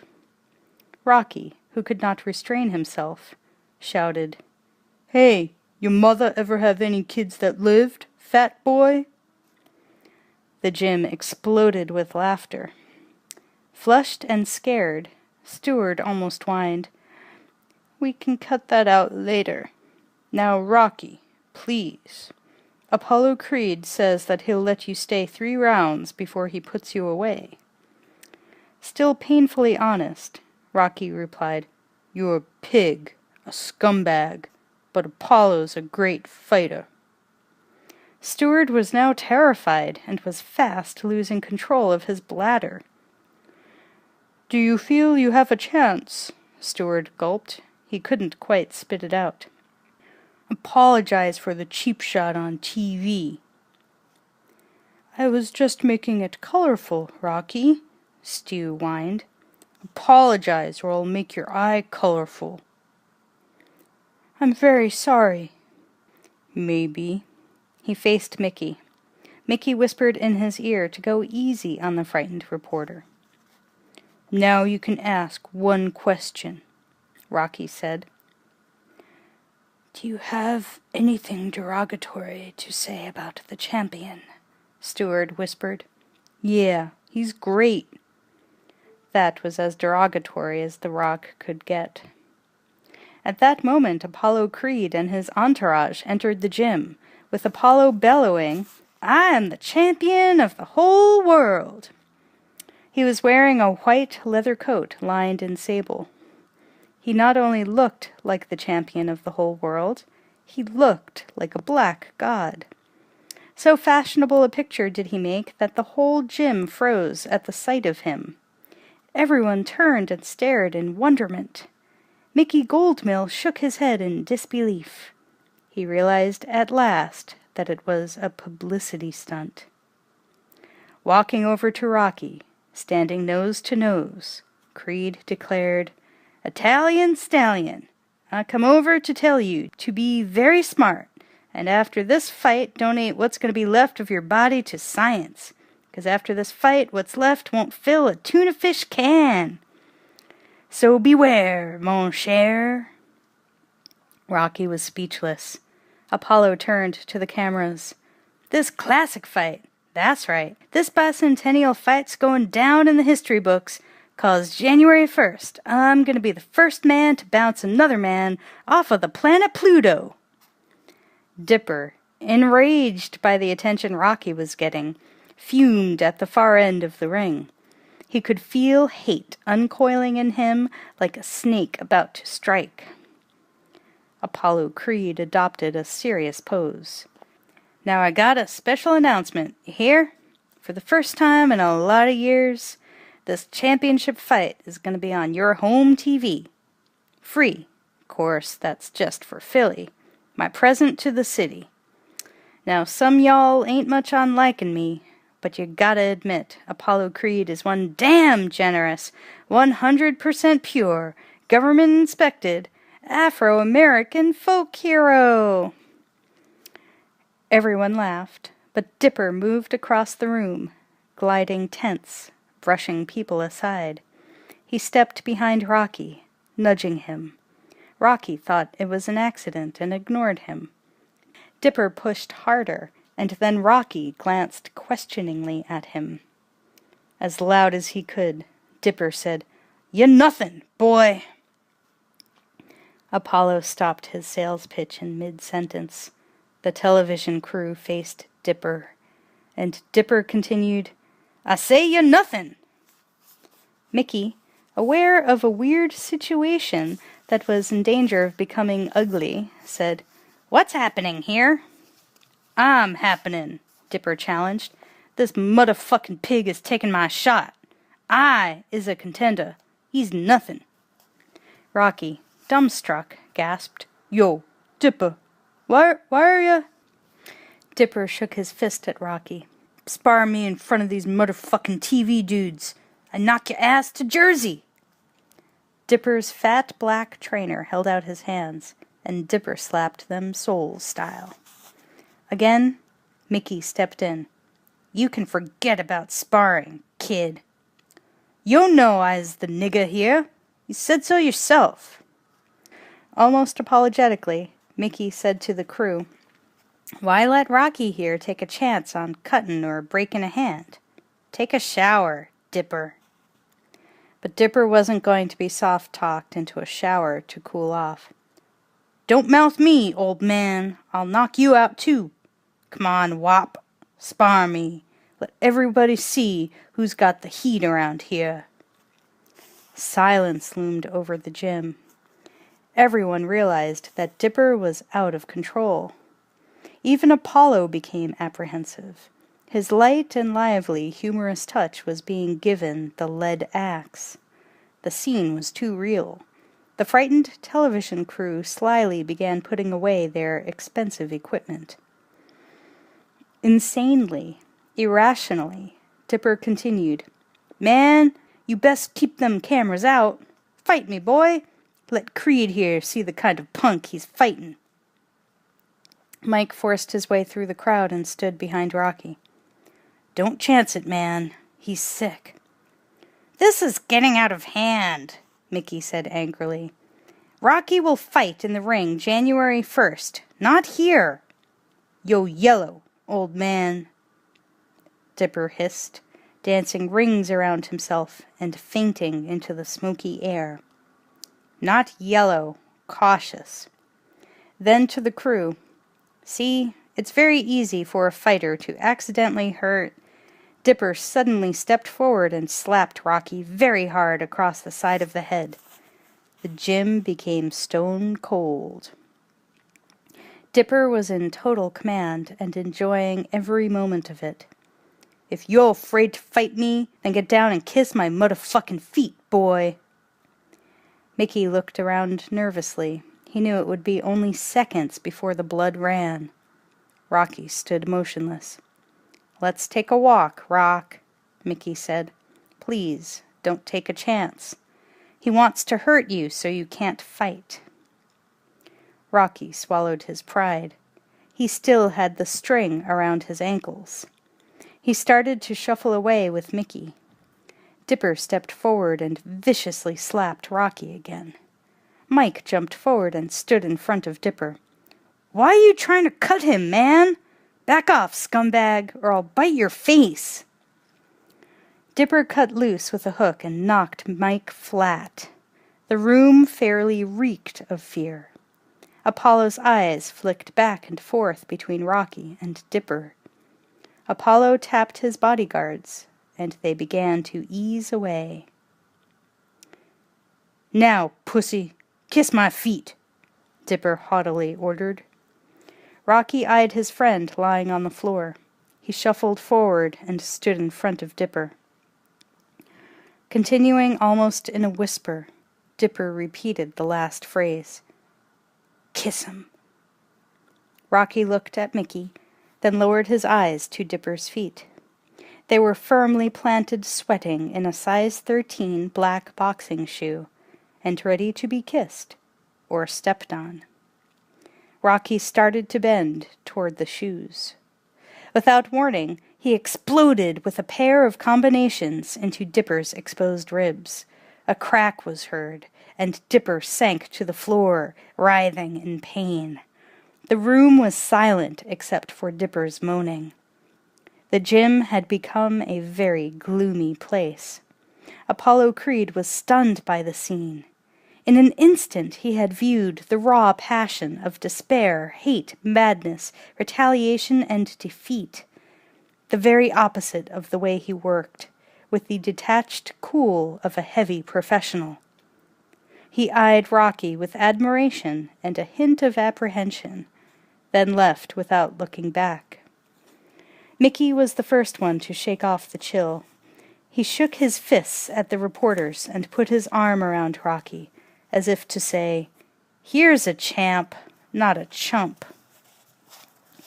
"The kid's got cannons. Print that," he said with assurance. The crowd dispersed, leaving a pathetic and broken figure lying on the dirty gym floor. Luckily, it wasn't the Rock. The telegrams were piling up like snow. Rocky scooped a handful up and tossed them aside.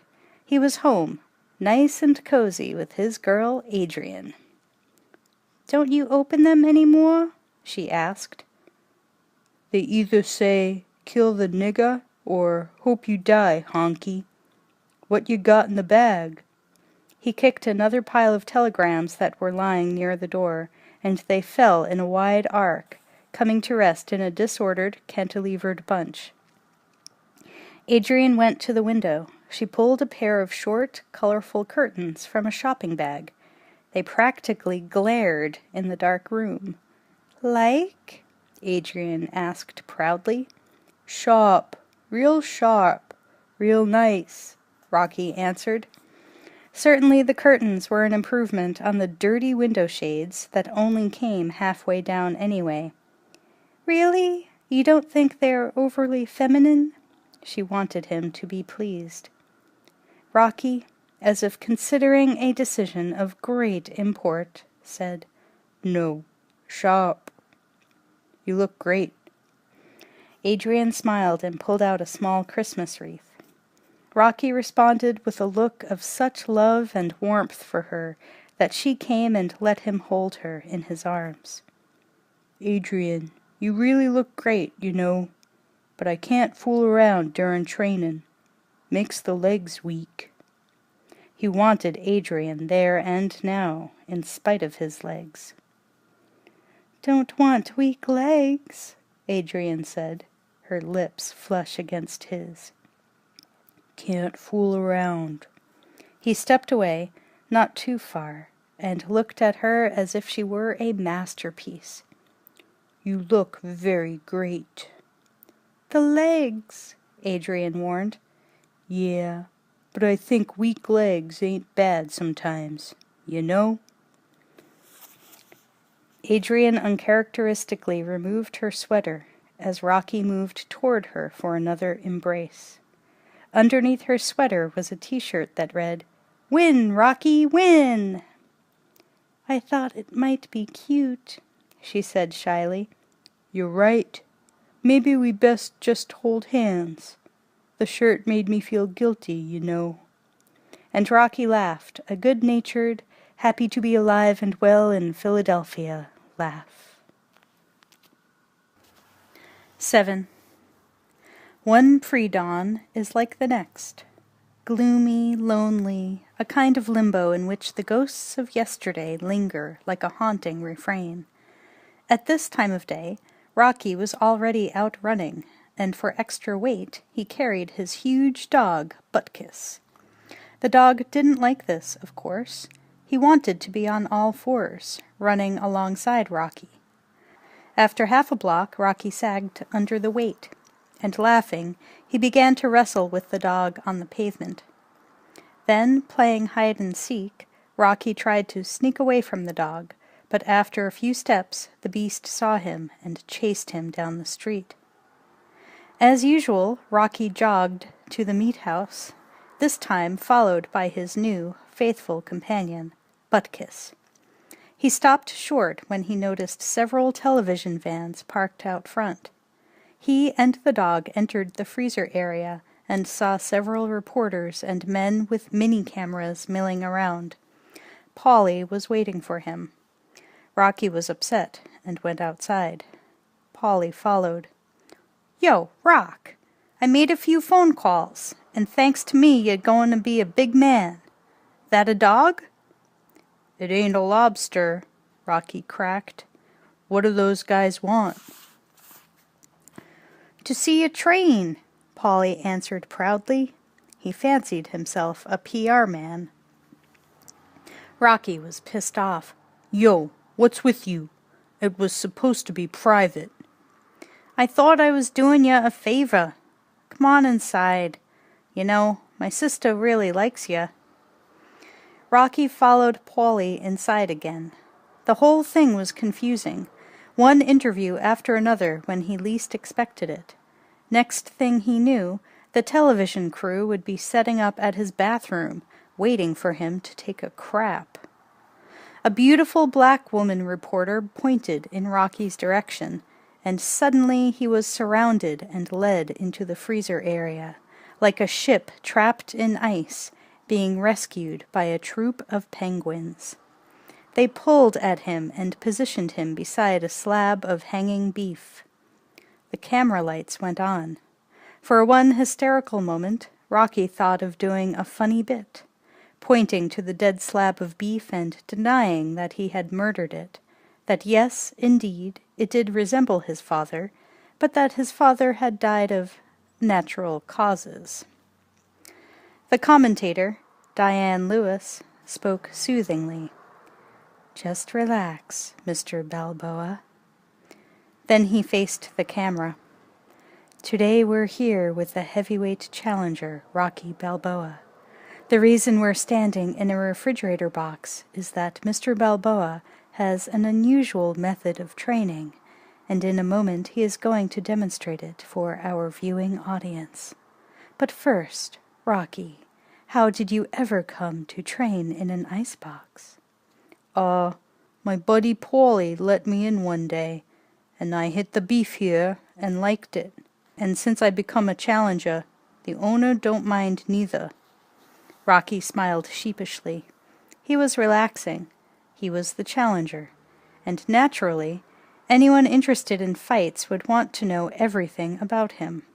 He could feel self-assurance coming over him, warming him like a hot rum toddy. Is this a common training method? I mean, do other fighters pound raw meat?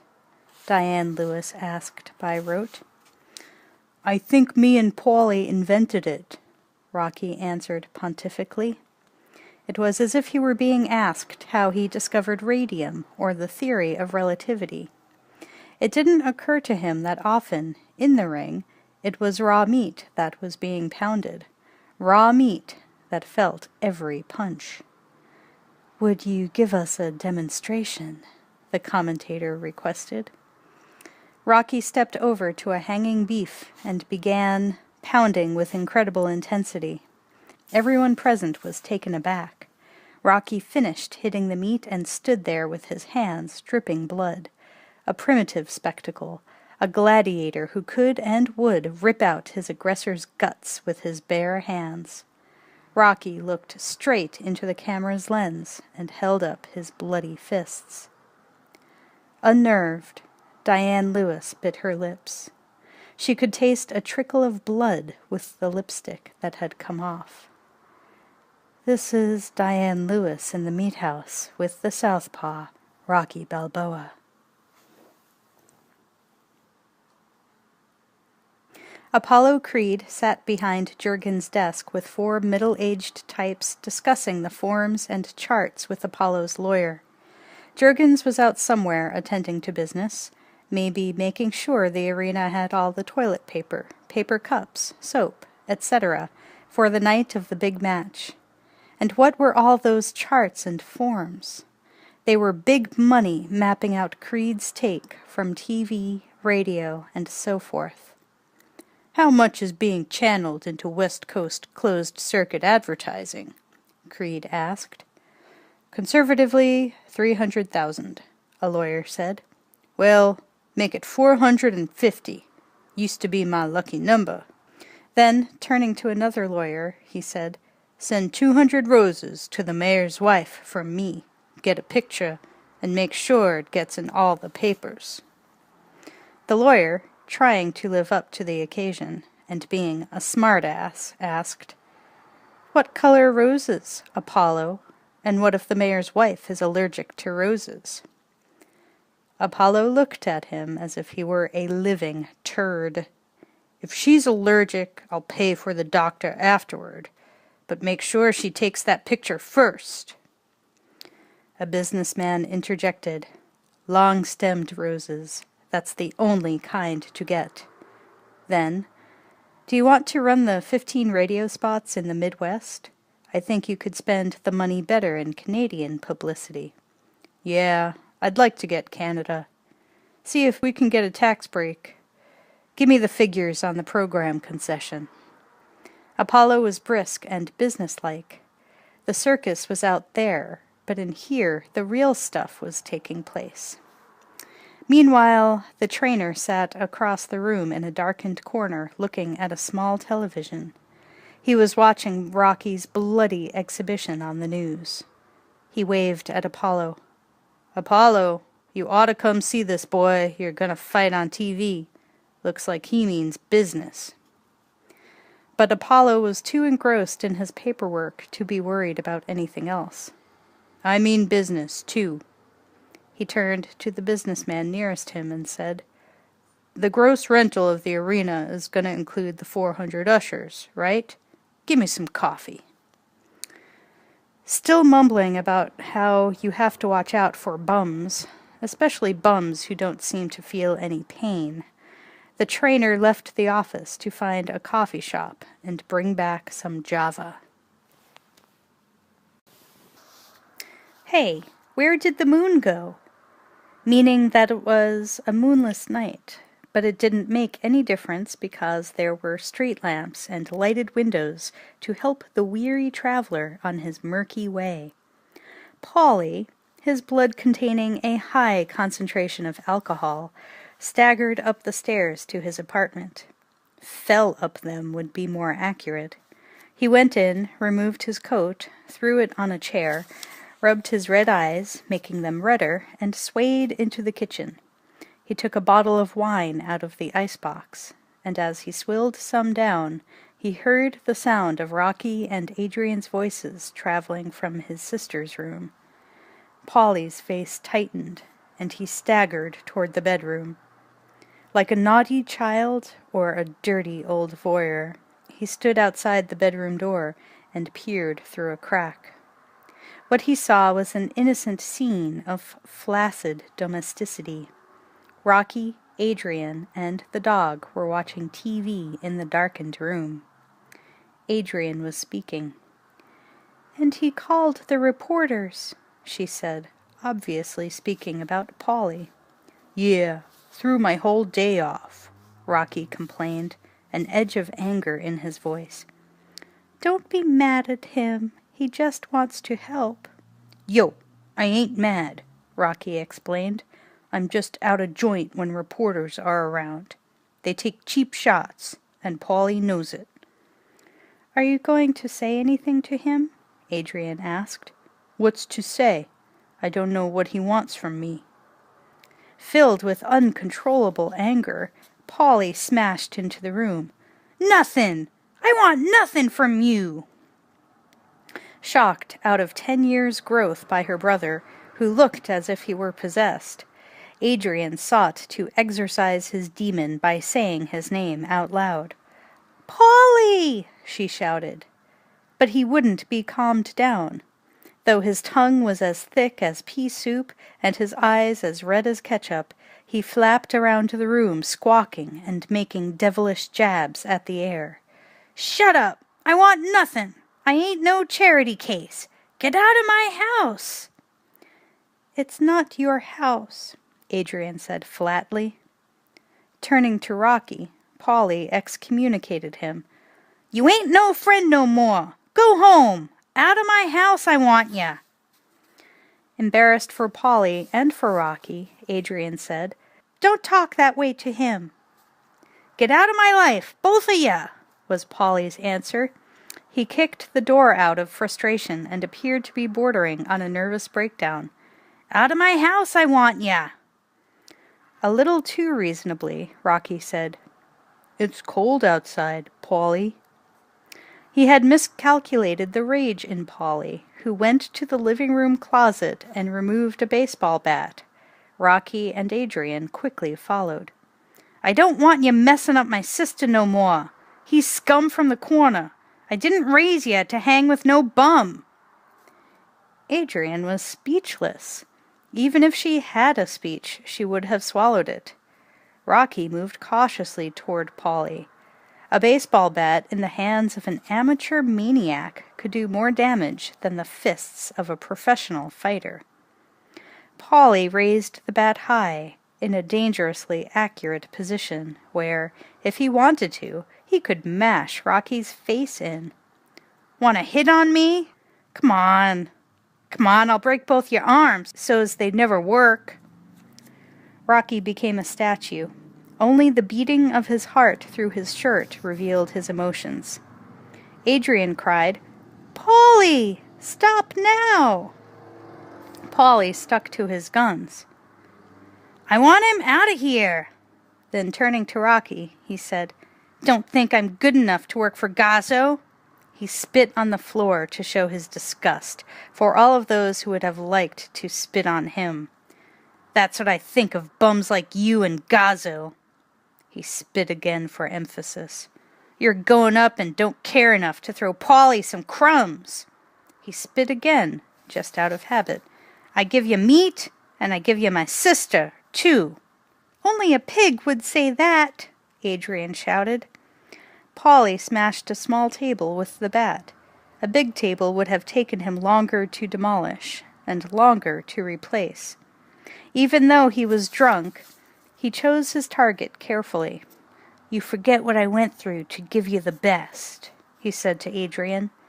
His voice was softening, like forgotten butter on the kitchen table. Adrian didn't buy it. "You gave me what?" "Knots. You gave me knots in here every day. You made me scared of everything." Polly, combining the qualities of a mother hen and the bad fairy, said, "I always seen you had the best, but did you ever think of putting in a good word for me with this scumbag?" Unable to contain his rage, Polly took another piece of furniture with him, this time a large lamp that he smashed to smithereens with the bat. "Don't do that again," Adrian ordered. "Get away from me. I could never even get married, 'cause you couldn't live by yourself. You'd die by yourself. So instead I put you two together. Did you think of putting in a good word for me? You owe me." "Owe you what?" Adrian asked aggressively. "You owe me and are supposed to treat me good." "Good? Good, Polly? I've been treating you like a baby since I can't remember. It's so long. I'm the only one who feeds you and puts you in bed when you can't stand up. And it's you that made me feel like a loser. That's what you used to call me, loser. What kind of name is that? So can you blame me for not remembering to talk about you when I'm with Rocky? I don't owe you, Polly. You owe me." Polly flared up and threatened Adrian with the bat. His small mind was working overtime. Somewhere in its dim recesses he was still concerned about his sister's morals, and the Catholic code that demanded she remain a virgin till marriage. "You busted?" he asked.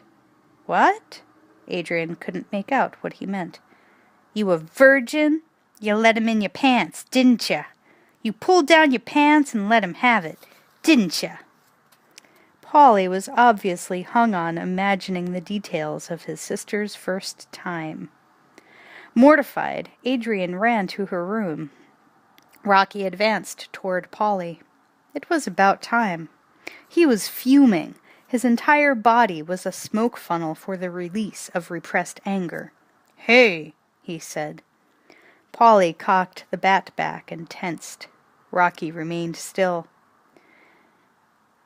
"I can't haul meat no more," he said softly. "What can I do about it?" asked Rocky just as softly. "Christ, I've been begging you for a break until I'm sick inside."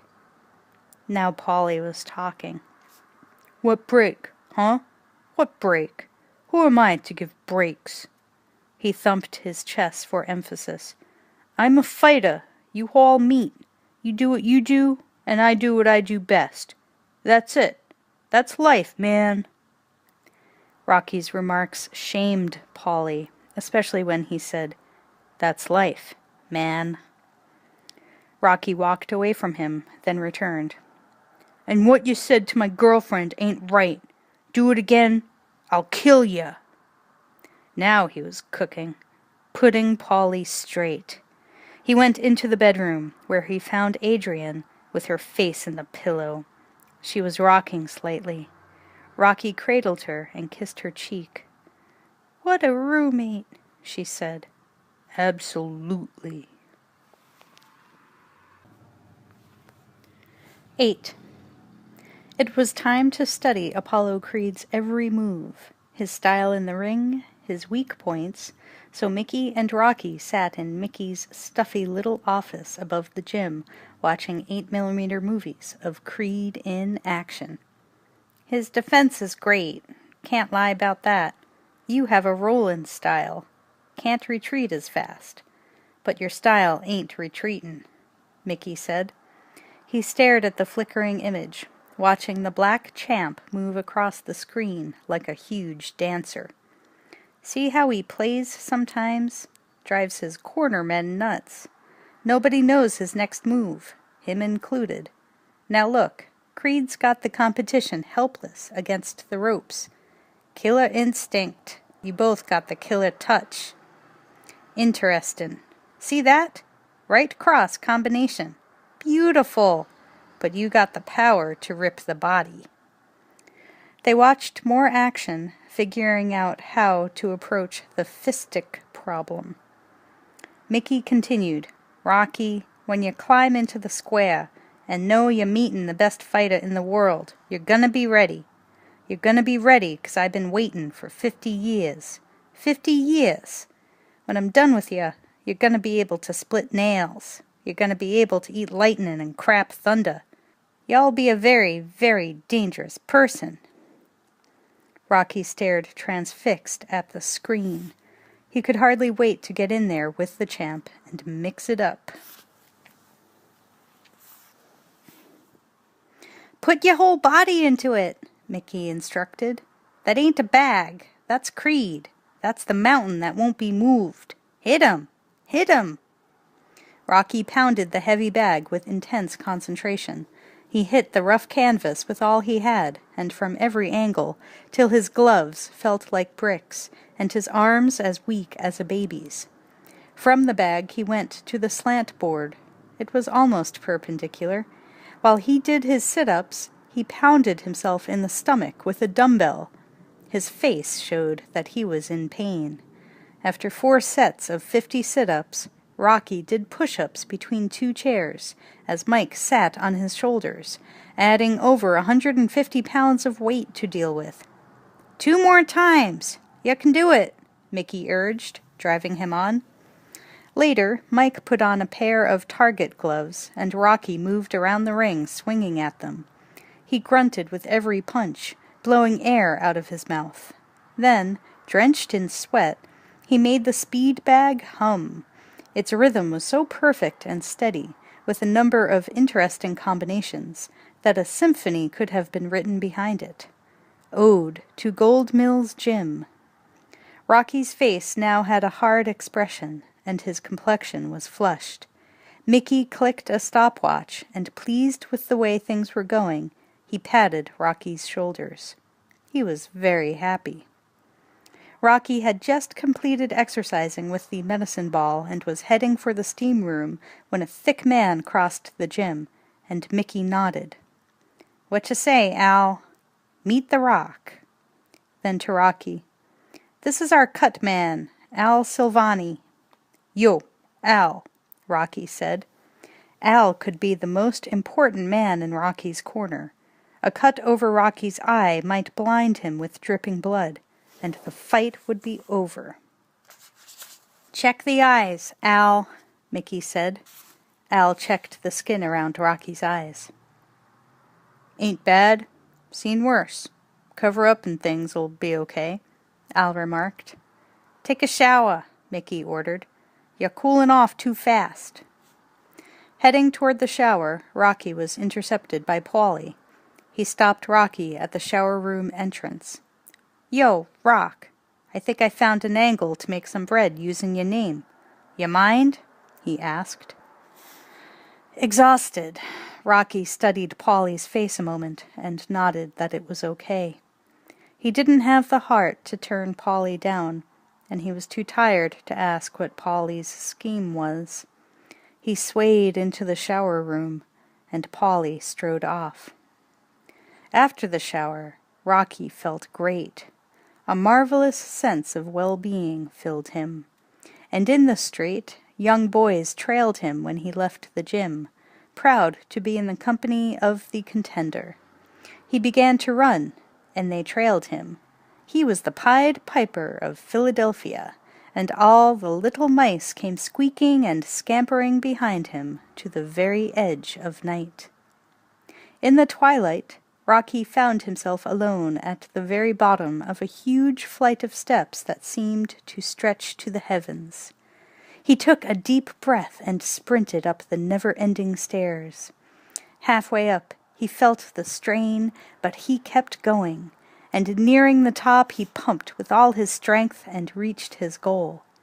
He looked down the steep stairs and swelled with pride. He was ready. He could take the world on, but the world would have to wait. Apollo Creed came first. The mayor wanted to see Rocky. It made him very nervous.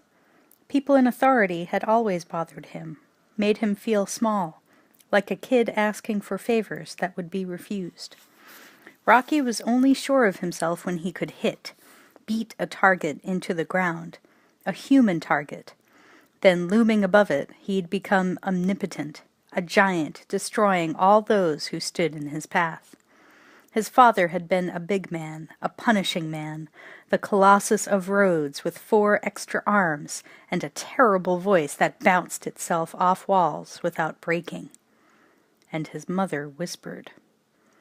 Mayor Rizzo's aide led Rocky into the official office. It was almost bare except for a wide pine desk and 2 chairs. The mayor sat comfortably behind his desk. "Sit down, Rocky," the mayor said. It seemed odd to Rocky that the mayor knew his name, even though he had Rocky's name on the papers in front of him and had invited him by name. Still, it made Rocky uncomfortable. His name in the mouth of an important person, a public personality, someone he had known through newspaper articles and TV, a fictitious person who in a way didn't exist in the flesh. The mayor opened a thick file that lay in front of him. "I've been going over your record. You've been the busy type." He continued reading. 19 arrests, probation 3 times, expelled from 7 public schools in 1964 and 65. Rocky tried to disappear into the chair upholstery. His record, that was the person he used to be. The kid taking because nobody would give. There were the haves and the have-nots. He had been the latter, without love and without things, so the things became a substitute for love. And the things he chose to steal were TVs, clock radios, cameras, possessions any American worth his salt would want to own, imagined he needed, had to have. In a way, Rocky had been trying to say he was just like everyone else, but he had gone about it the wrong way. What he did get in the short run was a lot of attention. And a record. The record would stay long after his change, a reminder that he had been a bad egg, a loser, someone outside of society. The mayor continued, "I'm a very busy man, but I just wanted to remind you that you'll be setting an example for thousands of guys like yourself, and maybe start them off in a new direction and give our police force a break. I also hope you try your very best and bring pride to Philadelphia." Rocky had used them, and now they were going to profit from it.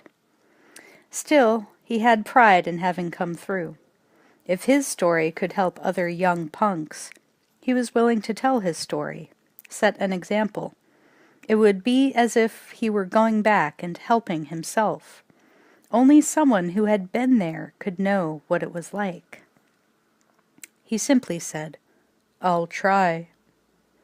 The mayor pressed a button and a photographer entered. Turning to Rocky, he asked, "Would you stand up, please?" Rocky rose, and the mayor shook his hand. It was a thick hand with manicured nails that lay in Rocky's weathered palm. Their picture was taken 3 times. Rocky didn't change his expression. It was serious and intelligent with the importance of the occasion. The reporter left. "Thank you for coming by, Rocky. Good luck," Mayor Rizzo said earnestly. "Any time," Rocky magnanimously replied. The rigors of celebrity were becoming easier for him, could become second nature, even a pleasure. This was the land of opportunity where scrounging could become lounging, and longing for the pot of gold at the end of the rainbow a reality. It didn't really matter where a person began. What mattered was how he ended.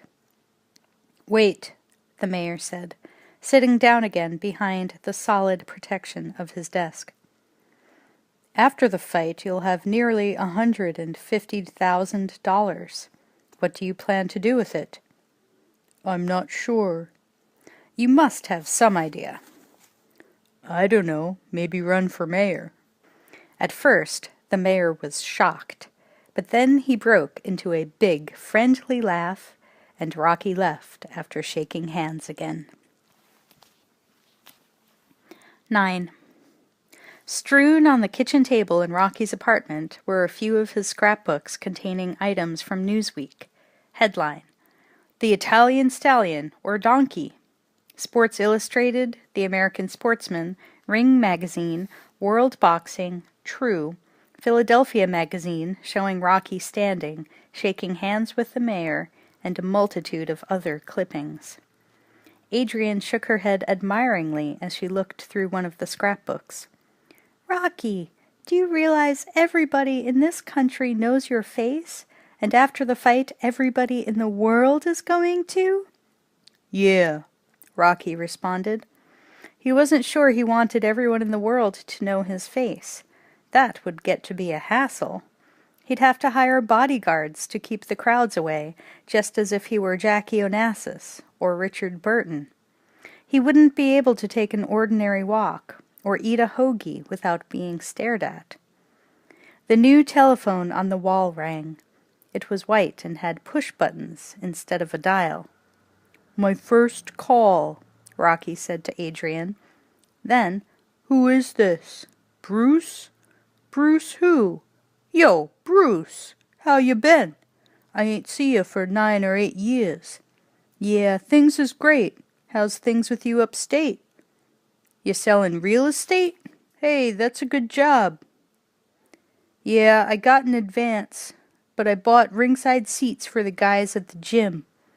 I get the $150,000 after the fight. Yeah, I know it's a lot of money. Condominiums? Nobody uses them anymore. Listen, I think a pet shop is a good investment, you know? I don't care about long hours. There's no depreciation. That don't matter none to me. Yeah, I like animals. Why don't you give me your number and I'll call you back? Let me get a pencil.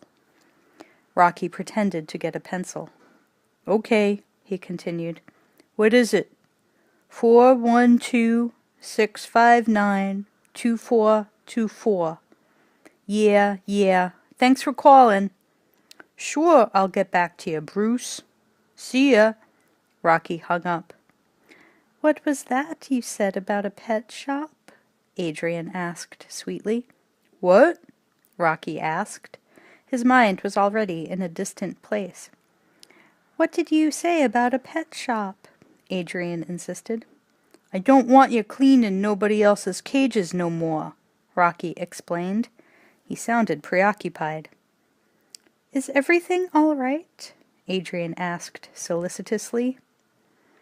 I gotta go out for a while, was all the answer she got. Rocky grabbed his coat and moved to the front door. He turned to Butkus. Come. Rocky arrived at Gold Mill's gym. He had the key to the door. Everyone else had gone home. Rocky moved across the gym through eerie shadows, the dog trotting by his side. He moved up the stairs to Mickey's office. At the top of the stairs he looked down at the ring, reflected for a moment, then entered the office. After turning on the lights, he quickly cleaned the cluttered desk and set up the projector. He went to the cabinet and removed a stack of 16mm films. Several hours later, Rocky was deeply engrossed in watching another Apollo Creed film. He was sitting motionless when suddenly he bolted upright. Something had caught his eye. He sprang at the projector and reran the scene several times. Rocky hardly noticed time passing. He was searching for something in Creed's style, his Achilles heel, so to speak. Suddenly, as Apollo was delivering a knockout blow to an unfortunate opponent, Rocky stopped the projector. Rocky moved right up to freeze frame and inspected it like it was a priceless painting. Then he backed off and began writing on a notepad. The first light of dawn streamed through Mickey's filthy windows. Rocky had had all he could take. He was slumped in the chair and had lost all interest in observing Apollo Creed on film. The film had just completed its run through the projector and lazily flopped around the top reel. Listlessly, Rocky rubbed his reddened eyes. Mickey opened the door and found him there. The two men stared at each other for a long moment. Mickey studied Rocky's despondent expression and knew what was on the fighter's mind. "I know what you're thinking, kid. At least you got a shot. All you can do is try your best." Rocky stood up but didn't say a word. He was dead tired and discouraged. He was beginning to realize that he would have to actually appear in the ring with the champ and thereby become over 200 pounds of mincemeat. He wondered whether it was so important to get your shot. Maybe it was better to imagine how it would have been. Rocky inched past Mickey and left the room with Butkus. Mickey walked over to the projector. He idly pushed the machine with a lazy motion until it slid off the desk and crashed to the floor. After leaving Mickey's gym, Rocky and his dog moved down the street listlessly and headed for home. It was daylight when he arrived. Adrian was asleep on the couch. He lowered himself beside her. Her eyes opened. "Can't do it," Rocky said. "What?" Adrian asked. "I can't beat him." "Apollo?" She took his cold hand and warmed it between her palms. Rocky moved close to her. He needed comfort. "Yeah, I can't beat him," Rocky said sadly. Adrian touched his face. She loved every line, every pore. If she could have, she would have given him super strength to beat Apollo Creed. Her touch made him less anxious. He opened up a bit. "I've been watching the movies, studying. He ain't weak nowhere," he said with emphasis. "What are we going to do?" Adrian asked, as if she were going to be in the ring with him, fighting alongside him, taking and giving punishment. In a way, she would be there, the invisible helpmate, the spirit of true love. "Oh, Rocky, you worked so hard." "It ain't so bad, 'cause I was a nothin' before." "Don't say that." "Come on, it's true. But that don't bother me. I just want to prove something. I ain't no bum. It don't matter if I lose.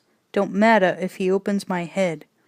The only thing I want to do is go the distance, that's all. Nobody's ever gone 15 rounds with Creed. If I go them 15 rounds, and that bell rings, and I'm still standing, I'm gonna know then I weren't just another bum from the neighborhood." He gently lowered himself beside Adrian. 10. It was the horrible or wonderful night, whichever way you want to look at it, of the bicentennial fight, and the Philadelphia Spectrum was filled to capacity. The cheap seats had filled fast, right from the first prelim, and the crowd was boisterous, in a holiday mood not unlike the spirit that infected watchers at a hanging, though no bets were laid there. At ringside, the celebrities and wealthy fight fans discussed the pros and cons of the championship match, how many rounds it might go, whether Rocky would be KO'd before he had danced a complete waltz around the ring, what Creed would do or say to antagonize his opponent. Very few had pity for Rocky. They figured the money would make up for the injury, and they were sure there would be some danger. Nearly everyone held a red, white, and blue streamer, and the arena was decorated in tons of patriotic red, white, and blue. High above the ring were huge posters of Apollo Creed and Rocky Balboa. The silence in Creed's dressing room was earplug dead, except for some noise that filtered under the door from the arena. Apollo's hand was being taped, white and tight. The rasping sound of the adhesive tape was very pronounced. It said, "Use me correctly, and you won't break any bones in your hand." Once Apollo had fought with a broken metacarpal in his right hand. It had hurt like hell and swollen up afterward, but he had won the fight. It took more than broken bones to finish him. It would take at least 10 more years of fighting bums before he retired to the old rockin' chair. The money was too good. He wasn't about to break his ass to earn $1. Let 'em come. He'd fight 'em, and he'd take home the $1 million, while they picked up 100,000 or so in smaller denominations, and be glad of it. The atmosphere in Rocky's dressing room was the same, dim and quiet, with only the sound of Al wrapping Rocky's hand. Adrian watched in silence as Rocky's hand became a mummy, preserved within its traditional shroud. Again the most pronounced sound was the rasping of the adhesive tape. As Rocky's other hand was taped, his breathing became heavier, more nervous, faster. Mickey put drops into Rocky's nose to keep it open, help him breathe. Then grease was smeared around his eyes, covering old scars that might open. In Apollo's dressing room, the ceremony of blights was continuing just as in Rocky's dressing room. Drops up the nostril to increase oxygen intake, heavy coating of Vaseline ringing the eyes with a wet shine that made them look deeper, like a hole where the moon used to be, the wrapping to protect his other hand. Apollo's trainer dug his fingers deeply into the thick neck muscles of Apollo's upper back and neck. He then slipped a mouthpiece into Apollo's mouth. Apollo shook his head, and the trainer removed it and tried another one in the champ's mouth. Creed nodded yes. In Rocky's tomb-like dressing room, Al had wrapped his arms around Rocky's waist and was lifting his diaphragm up. It seemed to Rocky that his breath was actually roaring. He could hear it rushing through his ears, and the blood pounding. "'Scuse me," he said to Al, and made for the toilet. Once there, he got down on his knees and prayed. "Dear God," he began, whispering, "I'm sorry to be asking you a favor in this here toilet, but it's private, and I know y'all understand. See, God, I don't want to get kilt, and I don't want to embarrass my girl and my friends. So please, I'll never ask you for another thing if you'll let me go the distance. I know I ain't a winner, that ain't in the cards, but I'm gonna try. Amen. Thank you, God." Completing the prayer, Rocky stood and looked at himself in the mirror. Suddenly a wave of emotion swept over him as he realized that in a very few moments he would face the most overwhelming challenge of his life. He walked out of the John as if he were leaving the royal throne room. He had managed to compose himself. A guard leaned in and nodded that it was time, then left. "It's time, kid," Mickey said. Rocky nodded and moved toward Adrian. "I'll wait for you here," Adrian said, and kissed him. Rocky left with his trainers. There are a few times that a man must go it alone, without loved ones, or anyone, when he faces death, and when he has to fight the odds, mano a mano. Adrian was close to tears. She was allowed. Rocky, Mickey, Mike, and Al started down the long hallway. Up ahead were 3 security guards, protecting the granite ribbon that led to the arena. All that was missing was the dolorous drumbeat that leads those sentenced to death to their final drop into eternity. It wasn't that bad. The trap door was stuck, and Rocky had both feet on the granite. Mickey and Al were bouncy, on their toes. Rocky had the flat-footed out-toe shuffle step of a fighter. He just kept going straight ahead without grace, without haste, not even worried anymore. "Yo, Mick, can I have my robe?" Rocky asked. He put on his robe. Embroidered across the back in flaming letters was the motto, "The Italian Stallion!" Pennzoil. Mickey was not amused. "Don't you care what the people will say? You're a contender, not a billboard." "I'm doing it for a friend," Rocky said. "What do you get out of this?" Mickey insisted, sure that Rocky had been taken. "I get the robe, and Paulie gets $3,000, Rocky confessed. "Shrewd," Mickey commented. At ringside, reporters were already at their typewriters. TV commentators were making their preliminary comments in front of a panel of closed-circuit televisions, and the judges were fidgeting with newly sharpened pencils, restlessly waiting to make their marks on paper that would add up to who won. "Hello, I'm Bill Baldwin, and on behalf of the Philadelphia Spectrum, would like to welcome our viewing audience to the World Championship Bicentennial Heavyweight Fight, the first major event of the bicentennial year. A point of interest is that the fight is being beamed to more than 750 million fans in theaters in nearly every corner of the world. I would like to welcome an old friend and co-commentator for this evening's event, Jimmy Michaels," Baldwin said. Michaels, as cool as a TV set that hasn't been turned on, picked up his cue and, smiling at the audience, said, "Thank you, Bill. The electricity is everywhere tonight. Rocky Balboa, a 50-1 underdog, is living a Cinderella story that has captured people's imaginations all over the world. To quote a popular sports magazine, the fighting style should be the caveman against the cavalier. From the increase in sound, it appears the challenger is now approaching the ring. His record is 44 wins, 20 losses, and 38 knockouts." Commentator Bill Baldwin took his turn at the mic. "I only wonder if this man has the skill to get past 3 rounds. Vegas odds say no." A wedge of uniformed guards knifed down the aisle to the ring. Many people wished Rocky well as he passed. He was like a life-size wooden saint whose elevated platform hadn't been built yet, so he was pushed and pulled down the aisle in a manner too abrupt and rough for a saint.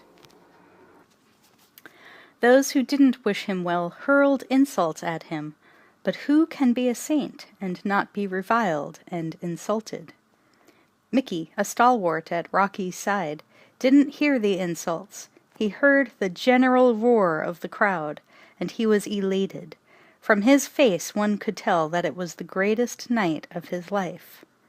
Rocky spotted familiar faces from the gym, but made no sign. From the back of the arena, a super-stupendous roar went up, as if the earth were giving way.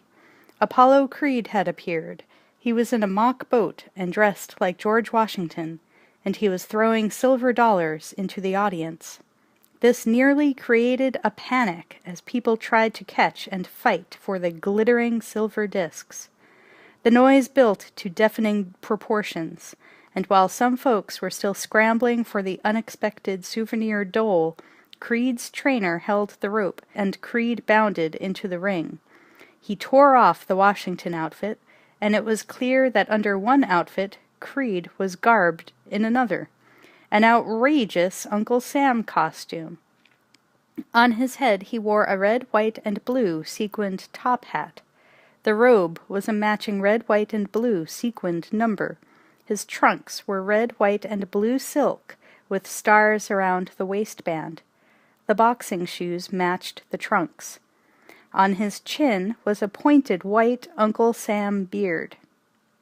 Baldwin reported, "You could go deaf with the noise. It undoubtedly means champion Apollo Creed is heading toward the ring."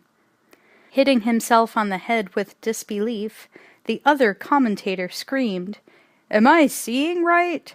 Creed is approaching the ring in a boat. Is he supposed to be George Washington? Obviously so, going by pictures of Washington I've seen in the history books. I'd say close, but no cigar. Officiously and officially, the other commentator reported. It's been confirmed that it is definitely an impersonation of George Washington. A great way to start off 1976.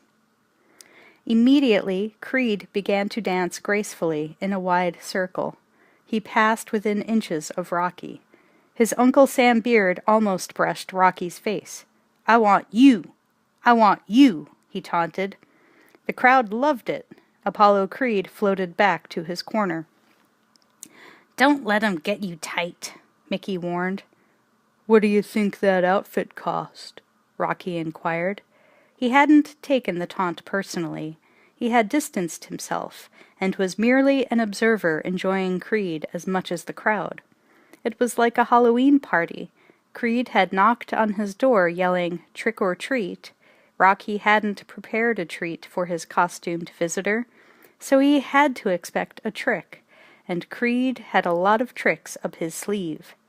Rocky would be ducking, but not for apples.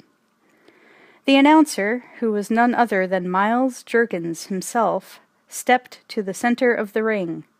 Several men in suits stood against the ropes.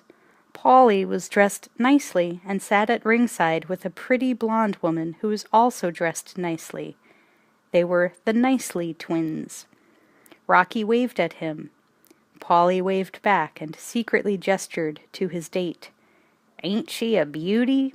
is what he meant. Rocky smiled and gestured back. "Not bad." "Ladies and gentlemen," the announcer broadcast, "welcome to the Bicentennial Heavyweight Championship fight. We are very proud to have with us 4 former great champions. Ladies and gents, the one and only Manasseh Mauler, Jack Dempsey." The crowd roared. Crowds always roar, as if it takes thousands to make the sound of one aroused animal. Jack Dempsey, in a striped brown double-breasted suit, looking old and stocky, waved to the crowd and went to Creed's corner. "Good luck, kid," Dempsey said. "Someday you'll own a restaurant, too. A soul food restaurant." "Thanks, Jack. But you know, soul food is poor people food. My people are moving up to Porterhouse," Creed answered. Dempsey moved off, approached Rocky, slapped him on the back in a peremptory manner, and repeated his "Good luck, kid." He climbed under the ropes and took his seat. "Christ, Jack Dempsey," an amazed Rocky said to Mickey. A short time later, the announcer pointed, and the timekeeper rang the bell. This time the announcer introduced Jake LaMotta, the man who decided that he would not feel pain, and never did, no matter who was hitting him. He had believed in psyching himself to stand the punishment, and it had worked, even against Bob Satterfield, who had one of the most powerful punches in fight history. Only thing about Satterfield, he had a glass jaw and was liable to be knocked out himself. Sugar Ray Robinson had mixed it up with LaMotta quite a few times and had won the middleweight title from him in Chicago on St. Valentine's Day in 1951.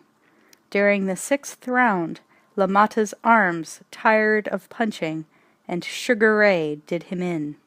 "Former middleweight champion, the Bronx Bull, Jake LaMotta," the announcer shouted into the mic. Jake raised his fist and gave best wishes to both contenders.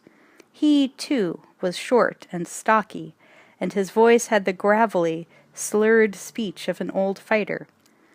Again the bell, hardly a fanfare but appropriate, and the announcer continued with his list of celebrities. "The man with the big punch, everybody's favorite, the Brown Bomber, Joe Louis." Joe bowed and stepped to Creed's corner. Creed struck a boxing pose, and Louis tossed a playful punch. It was delightful showbiz, and the crowd loved it. They had forgotten how the government had dunned Joe for some huge sum for his income tax, a sum that could never be earned and repaid in one lifetime. Joe, for whom all of Harlem had united and celebrated the night he had won the heavyweight championship. Joe, the pride of black pride.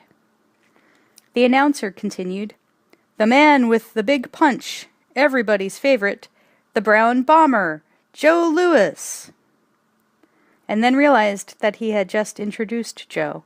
It was just that his eye had picked up on the wrong line on the piece of paper he held. Without batting an eyelash, he corrected himself. "Now, last but certainly not least, the former heavyweight champion, a son of Philly, Smokin' Joe Frazier." Frazier rumbled to the center of the ring in a bright green suit. The crowd cheered its own. Apollo put on a show, stealing the thunder from Frazier. He grimaced and gestured as if he were going to attack him. His cornermen held him back. They could hardly restrain Apollo on their amusement. Frazier went to Rocky's corner. "Save some of him for me," he said. As Frazier left the ring, the commentators at the TV cameras beckoned to him. "The former champ looks great. Can we get Joe over here? Here he comes."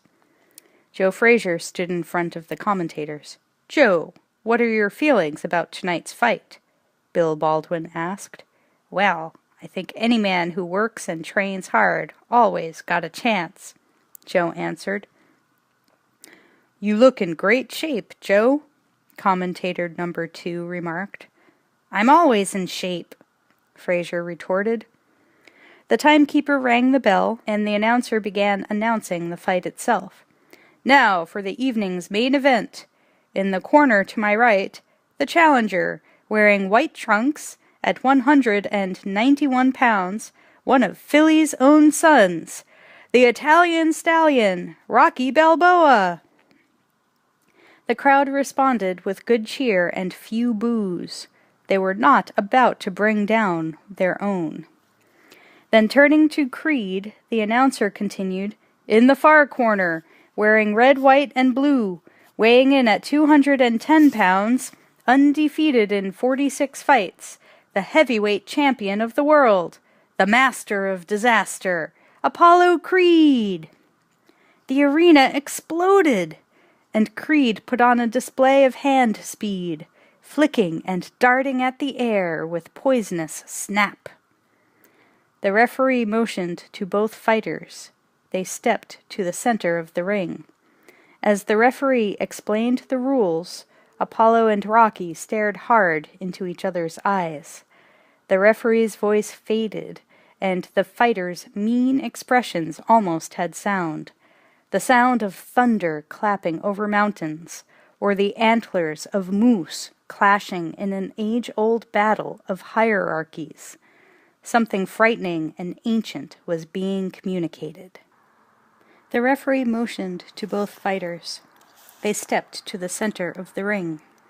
As the referee explained the rules, Apollo and Rocky stared hard into each other's eyes. The referee's voice faded, and the fighters' mean expressions almost had sound. The sound of thunder clapping over mountains, or the antlers of moose clashing in an age-old battle of hierarchies.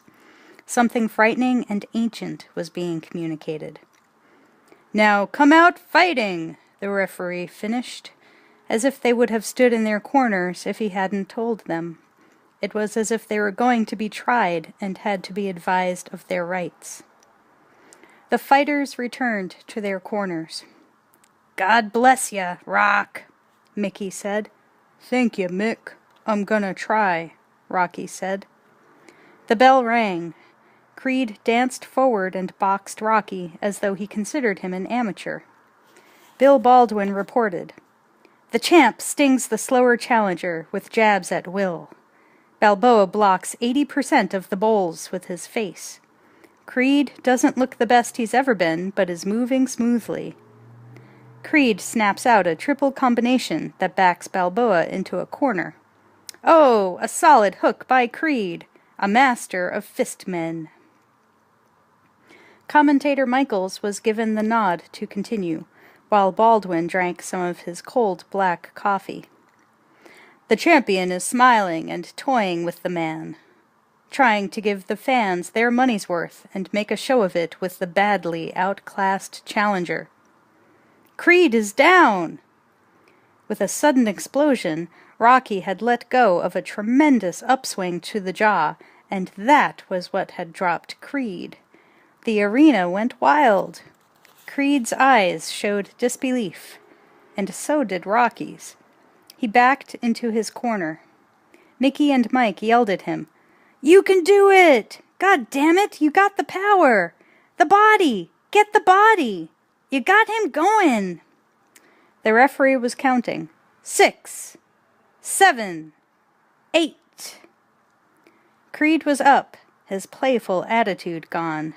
He was all business now. His lightning jab stung Rocky's face repeatedly. "Come at me, sucker!" Apollo taunted. Rocky charged, and a terrific right crashed against Apollo's chin, followed by an uppercut to the liver that caused Creed to cringe. Apollo countered with jabs, and Rocky whipped brutal combinations to the body. The bell came to the rescue. In his corner, Rocky asked Mickey, "How am I doing?" "Real good," Mickey answered. "See how fast he is? Damn." Rocky was breathing hard, rinsing his mouth with water, letting his arms hang relaxed at his sides. "Breathe deep. Keep your chin down. Use the legs and attack through him. Attack! Attack! Attack!" Mickey advised. Apollo Creed didn't even sit down in his corner. He stood there facing out to the crowd, clowning around to prove that he wasn't hurt. But to his trainer, he whispered, "That boy damn near broke my arm." "Sure, he can hit. Don't play no more. Stick and move, hear?" Apollo laid it out. "I'll carry him till the 3rd. "Don't play with this man," the trainer cautioned. "He's fighting hard. Let him feel some real heat." The bell for the 2nd round rang. Rocky rushed out, fast and furious. Apollo pelted out a left hook that raised a goose egg over Rocky's eye. Apollo employed footwork that dazzled Rocky. He had class, no mistaking that. He studied Rocky and let loose with his lightning jab. It had cutting accuracy. Still, Rocky shuffled ahead, bombarding Creed's midsection with hooks. The round ended with Apollo assaulting Rocky with blinding combinations and delivering a stupendous right cross that flung Rocky into the ropes and shattered his nose. Again, Apollo stood in his corner and joked with the fans, but he was beginning to show the strain from the body punches. "Man, I rearranged his face with that, right? The people love what's happening tonight," Apollo said to his trainer. "People nothin'. You in a fight, my man. You best believe what you hear. Knock that boy out soon, and let's go home." Apollo was right. He had rearranged Rocky's face, and in Rocky's corner, Mickey and Benny were both working on it to try to reduce the swelling around his eyes. His nose was really shattered. Rocky was having a hard time trying to breathe. "Your nose is broke," Mickey observed sadly. "Damn, how's it look?" Rocky asked. "It's an improvement. Don't swallow the blood. Go for his ribs. Don't let him breathe." Mickey was upset about Rocky's broken nose, more than he let on. It was the beginning of the end.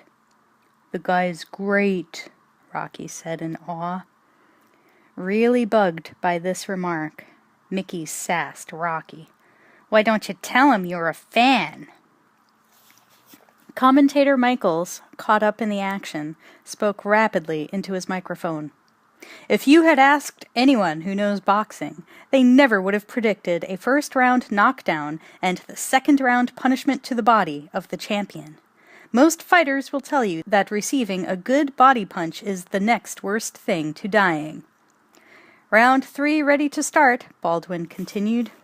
and it should be interesting to see if Creed can put the challenger away. There goes the bell. Round 3. Apollo came out dancing.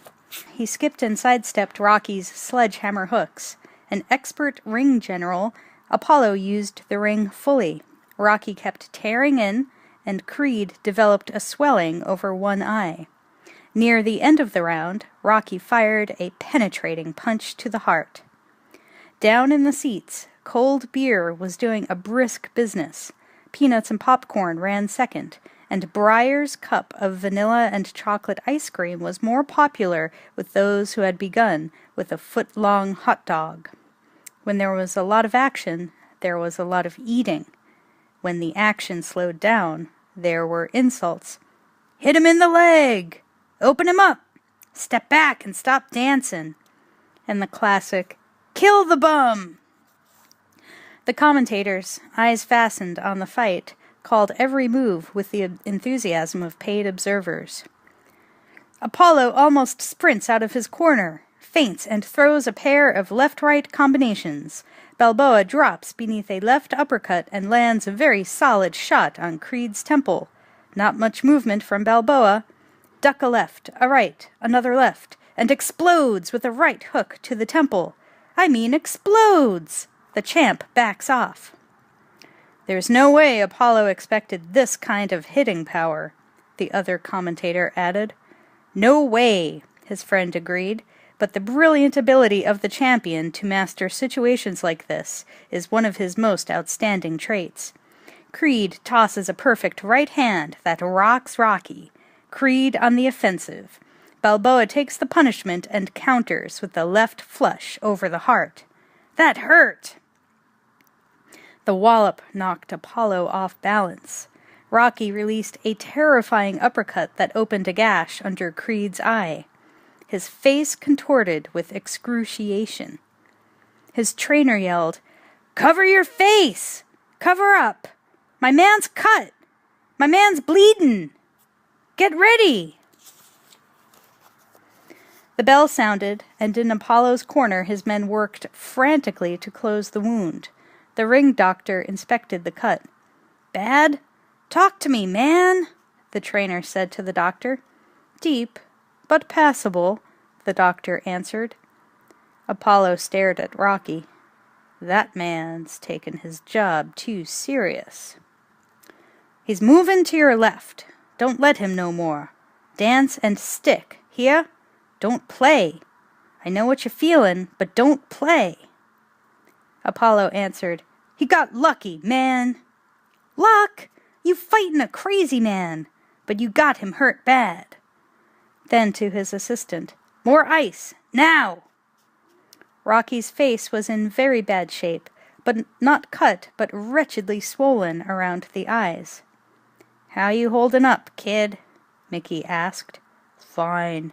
That guy's great," Rocky answered with admiration. "Gimme the water. You're gettin' tagged with his right. I think you should feint left and high hook 'em. Al, check the eyes. Can you see?" Mickey was observing Rocky very closely. "See what?" "You're sappin' his strength. He's losin' steam." "He ain't losin' nothin'," declared Rocky. "Keep on him. You're doin' great," Mickey insisted. In the next 10 rounds, Apollo cut and slashed Rocky to ribbons. He was so cut up he could have been hung from a maypole and braided. But Apollo paid dearly for the onslaught. Both his eyes and lips were cut, and there were welts across his midsection, attesting to Rocky's body-battering power.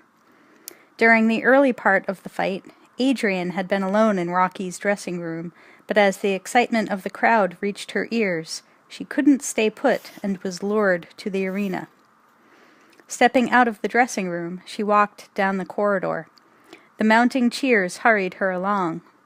She opened the door at the end of the corridor and was hit by a thunderous wave of sound. The guard at the door turned for a moment to see who it was, but then went back to watching the fight. Adrian stood at the rear of the arena and watched the battle. She was entranced by the power of it all. Her heart beat faster, and her blood pulsed. Back in the ring, Rocky kept grinding ahead. He planted a thumping left over the champion's heart, and Creed winced. Rocky was game, but losing. At ringside, Paulie was frantic, living the fight from his seat. Mr. Gazzo and his bodyguard watched from the second row. He could taste the sweat and blood staining the trunks of both contenders. Gazzo was proud of Rocky. He hadn't been too sure of the boy, even though he gave him some money. Now it was worth it. The bodyguard remained impassive. Rocky's good show only made him hate Rocky more. Gazzo leaned over and said proudly, "The Rock's got real stones." Rocky ripped and tore into Creed's body. Creed countered with a ceaseless stream of rapier-like lefts. Both men were fighting with appalling tenacity, but the challenger was seriously outclassed. "Come on, let me cut ya!" ejaculated Apollo. Rocky waded in, and Creed employed incredible footwork. He set himself and cut loose with a thunderbolt right cross to Rocky's already broken nose. Blood sprayed from the wound, and red droplets dripped from his chin. Rocky took a merciless beating and was staggered by a torrent of combinations. His eyes were closed, but Creed couldn't drop him. The bell rang, luckily. It had become a matter of survival, how to last each round, how to counter each brutal attack though bruised and bleeding. The sellout crowd loved it. Even real blood seemed to be ketchup, and the heavy thud of fists merely sound effects left over from a movie. The fight was real only to the contenders. The underdog and the man who already had his name etched in gold letters in boxing history. The commentators could barely sit still. "Without a doubt, this is the most punishing brawl I have ever seen. The ringside audience is spotted with blood. They have had a transfusion of courage. They are polka-dotted with the signature of bravery. Red, red, red is the color of their main event. This fight should have been stopped rounds ago, but Rocky Balboa refuses to fall. Is he hero or fool?" The other commentator continued, wiping some blood from the mic with a tissue. "Not only has Balboa refused to fall, but he has beaten the champion's body without mercy, and the bout has become a vicious slugfest. There is no joy in Fistville. This is a brawl, both battlers tireless. Thrilling! Simply thrilling!" Apollo's corner was in a turmoil. The champion was definitely hurt. "My side," indicated Apollo. "Get that doctor," the trainer said to his assistant. "No doctor," Apollo ordered. "You're hurtin', man," the trainer insisted. "No doctor. I'm feeling good, bro," he lied. He could stand pain. That didn't matter. What he wanted to do was deck the Italian stallion, put him out for the count, and then some. In Rocky's corner, things were also frantic. After all, Rocky's eyes were swollen shut, and it would take a small operation to open them. Mickey wanted to know whether Rocky wanted to keep going. As a friend and advisor, he would have liked Rocky to throw in the towel. "Wanna keep going?" Mickey asked anxiously. "Would you keep going?" Rocky asked. "Yeah," Mickey answered, after thinking a while. Mike interrupted with what seemed like an order. "No more! You want to lose an eye? No more!" "Open my eyes. Please, open my eyes," Rocky pleaded. Mickey nodded to Al, who secretly placed a small ring knife between his index and middle finger. In one smooth movement he dragged the razor over the blood welts and quickly covered the draining wounds with gauze. It was done so quickly that no one was aware of the operation. At the rear of the arena, Adrian looked at the ring. She was transfixed, in a state of hypnotic hyperviewing. She was caught up in the heat of the battle that, because of its distance from her, was like a shrine for which two tiny muscled saints were battling. Round 14 was announced by the bell of the brawl, and Rocky bore in close. Apollo still had spring in his legs. He seemed determined to make round 14 his last round that evening. Moving in bright and fast, Apollo caught Rocky flush on the jaw with the stuff champions are made of: guts, grit, and Gesundheit. Rocky staggered. He was like a marathon dancer who had lost his partner 60 hours before, but was still leaning and moving as if there was someone there. Apollo cut loose with pure savagery. Rocky was driven against the ropes and received last rites in the form of a devastating beating from the champion. Rocky was dropped. He sat stunned in the middle of the ring, Raggedy Andy with the stuffing knocked out of him. Everything was distorted. He looked for a familiar face. Where was someone to help him? Mickey, Mike, and Al screamed frantically for him to stay down. The referee was counting.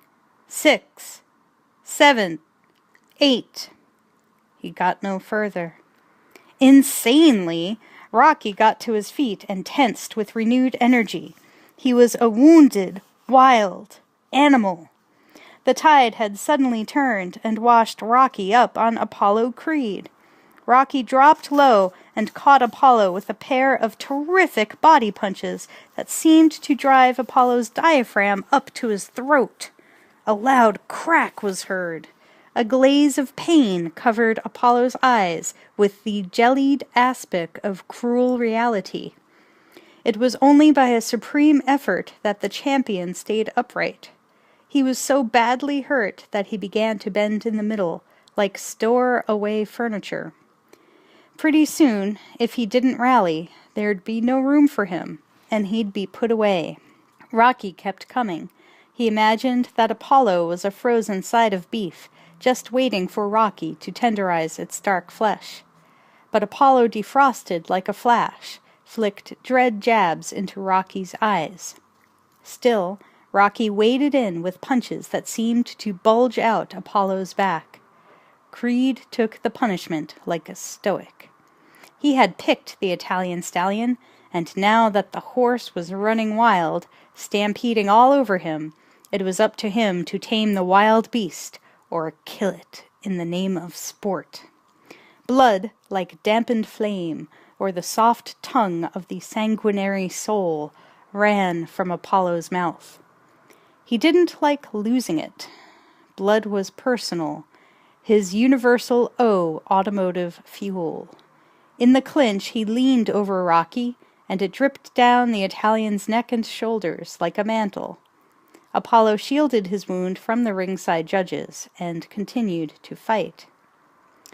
At the end of the round, when the bell clanged, and the red bulbs atop the ring posts lit up, Apollo's men rushed out and guided him to his corner. "Ribs broke," Apollo managed to say. Blood was still trickling from his mouth. The trainer felt his ribs. "You're bleeding inside, man. Get that doctor." "One more round," Apollo said. "Only one more round to go. I won't die." "Who says you won't? Don't kill yourself, man. Let the doctor stop the fight." "Stop jiving," Apollo replied. "You talking to the champ." The trainer, knowing Apollo had made up his mind, gave him the best advice he could under the circumstances. "Cover the ribs. Look here, elbow down tight. Tight! Stand straight. You're the best. You're the fucking best!" "Thanks," Apollo replied. Rocky was no longer recognizable. His face had been beaten to jelly, but his mood was buoyant. He, too, had that special something that only good fighters have. A false sense of invincibility, a mistaken macho interpretation of what life is all about, deadened nerve endings, and a round trip, one-time ticket to fame and fortune. "How I look out there, Mick?" he asked. "Great, kid, great," the worried Mickey replied. There was still a chance his man, Rocky, could go blind. Creed had been working on Rocky's already horribly marred eyes. It wasn't worth it. Nothing was worth getting yourself a dog and a tin cup for. But that was one of the occupational hazards. The fight game was suicide for some, a better life for others. Benny, Kid, Parrot had died, and 6 other young hopefuls had sprung up in his place, rubbing the resin from their gloves and snorting air through their nostrils before they had even begun to beat or to be beaten. The doctor leaned over Rocky and checked his eyes. "One more round. How do you feel?" he asked solicitously. Rocky, approaching the supreme moment of his life, couldn't be bothered with pain or doctors. "Fine. Go away. I'm gonna make it." Everyone was distraught by Rocky's condition. "We gotta stop it, kid," Mickey said softly. "You gave it your best shot," Mike said. "Nobody's gonna say you didn't give you all. I can't let you go out," Mickey declared. Rocky stood and eyed them all. Hate filled him. His friends were trying to keep him from going all the way. He was determined to go the 15 rounds, if he had to be dragged around the ring by a power mower or a human conveyor belt. "I'll kill you all. Don't stop nothin'," he hissed quietly and in an impassioned manner, something like a snake that had just learned to talk. The last round, and both contenders were in pain. Apollo moved cautiously out of his corner and circled to Rocky's right. The TV commentators stared unswervingly at the fighters. "The fight has slowed down to a near standstill. Creed circles to Rocky's right. The spectrum is nearly silent. Neither fighter has made a motion to throw. I've never seen anything like it in the last round of a championship fight." Apollo splits blood on the canvas. It appears he is protecting his right side. His ribs were probably barbecued at the end of round 14. "It's confirmed, unofficially, Creed's ribs may be broken." Apollo fakes a left and throws a big, tired right. "Balboa's mouthpiece is out. Creed attacks with one hand." Apollo fainted and Rocky fell for it. The champion unleashed a lethal blow to the side of the head that jolted Rocky's mouthpiece into the second row. Rocky sagged against the ropes in a crucified position. Maybe that's what it was all about. Martyrdom, suffering, ascension with the crown of thorns piercing through to heaven. Only pain is holy. The crowd, insane with joy, cried out as one and leaped to their feet. "He's hurt! He's hurt!" Rocky's bloody teeth were exposed to Apollo in a snarl as he waved him to come ahead and fight, toe to toe. Apollo obliged with a weary but effective burst of rights and lefts that had KO written on every punch. Rocky countered the assault blow for blow. Rocky exploded. "Give me your best!" Mickey looked at the clock. 10 seconds to go. Even louder, Rocky shouted again. "Give me your best!" Blood sprayed over the ropes and onto the ringside photographers. They were horrified and wiped away the blood. The fighters stood toe-to-toe and dragged every bit of strength from their souls and beat each other without mercy. Hypnotized, they entered a dimension far beyond blood and pain. The minutes went by. 6, 5, 4, 3, 2, 1, and the last bell stopped the action. The arena exploded with thunderous approval. It had gotten all it wanted. Viciousness, violence, brutality, everything short of death. Their cornermen rushed to the collapsed fighters. In the midst of all the confusion, both fighters looked at each other with unabashed respect. It was sentimental and kind of stupid. Or do you always love the one you hate? Or kill the one you love for a fee? Balboa and Creed stood like blood-drenched gladiators on the most dramatic night of their lives. As though reacting to some unspoken command, they stepped toward one another and embraced. Apollo whispered in Rocky's ear, "Ain't gonna be no rematch." "Don't want none," Rocky answered. Mickey separated them and led Rocky back to his corner. He embraced him in a huge, fatherly embrace. Suddenly, Rocky felt tired. The announcer entered the ring. The microphones were lowered, and he spoke into them. "Attention, please! Attention! Ladies and gentlemen, tonight we have had the rare privilege of witnessing the greatest exhibition of stamina and guts ever in the history of sports." The crowd went wild again and stamped, roared, bounced chairs up and down, unable to contain its own repressed energy. The announcer continued, "Ladies and gentlemen, we have a split decision." Apollo didn't expect this, and tensed. His corner nervously tried to reassure him. It did no good. Rocky didn't expect it either, and looked in confusion at Mickey, but Mickey was frozen with anticipation. "Judge Walker scores it 8-7, Creed. Judge Roseman scores it 8-7, Balboa," continued the announcer. Apollo was rigid. His eyes radiated fear. To lose the crown on this night, after the fight he fought, would really kill him.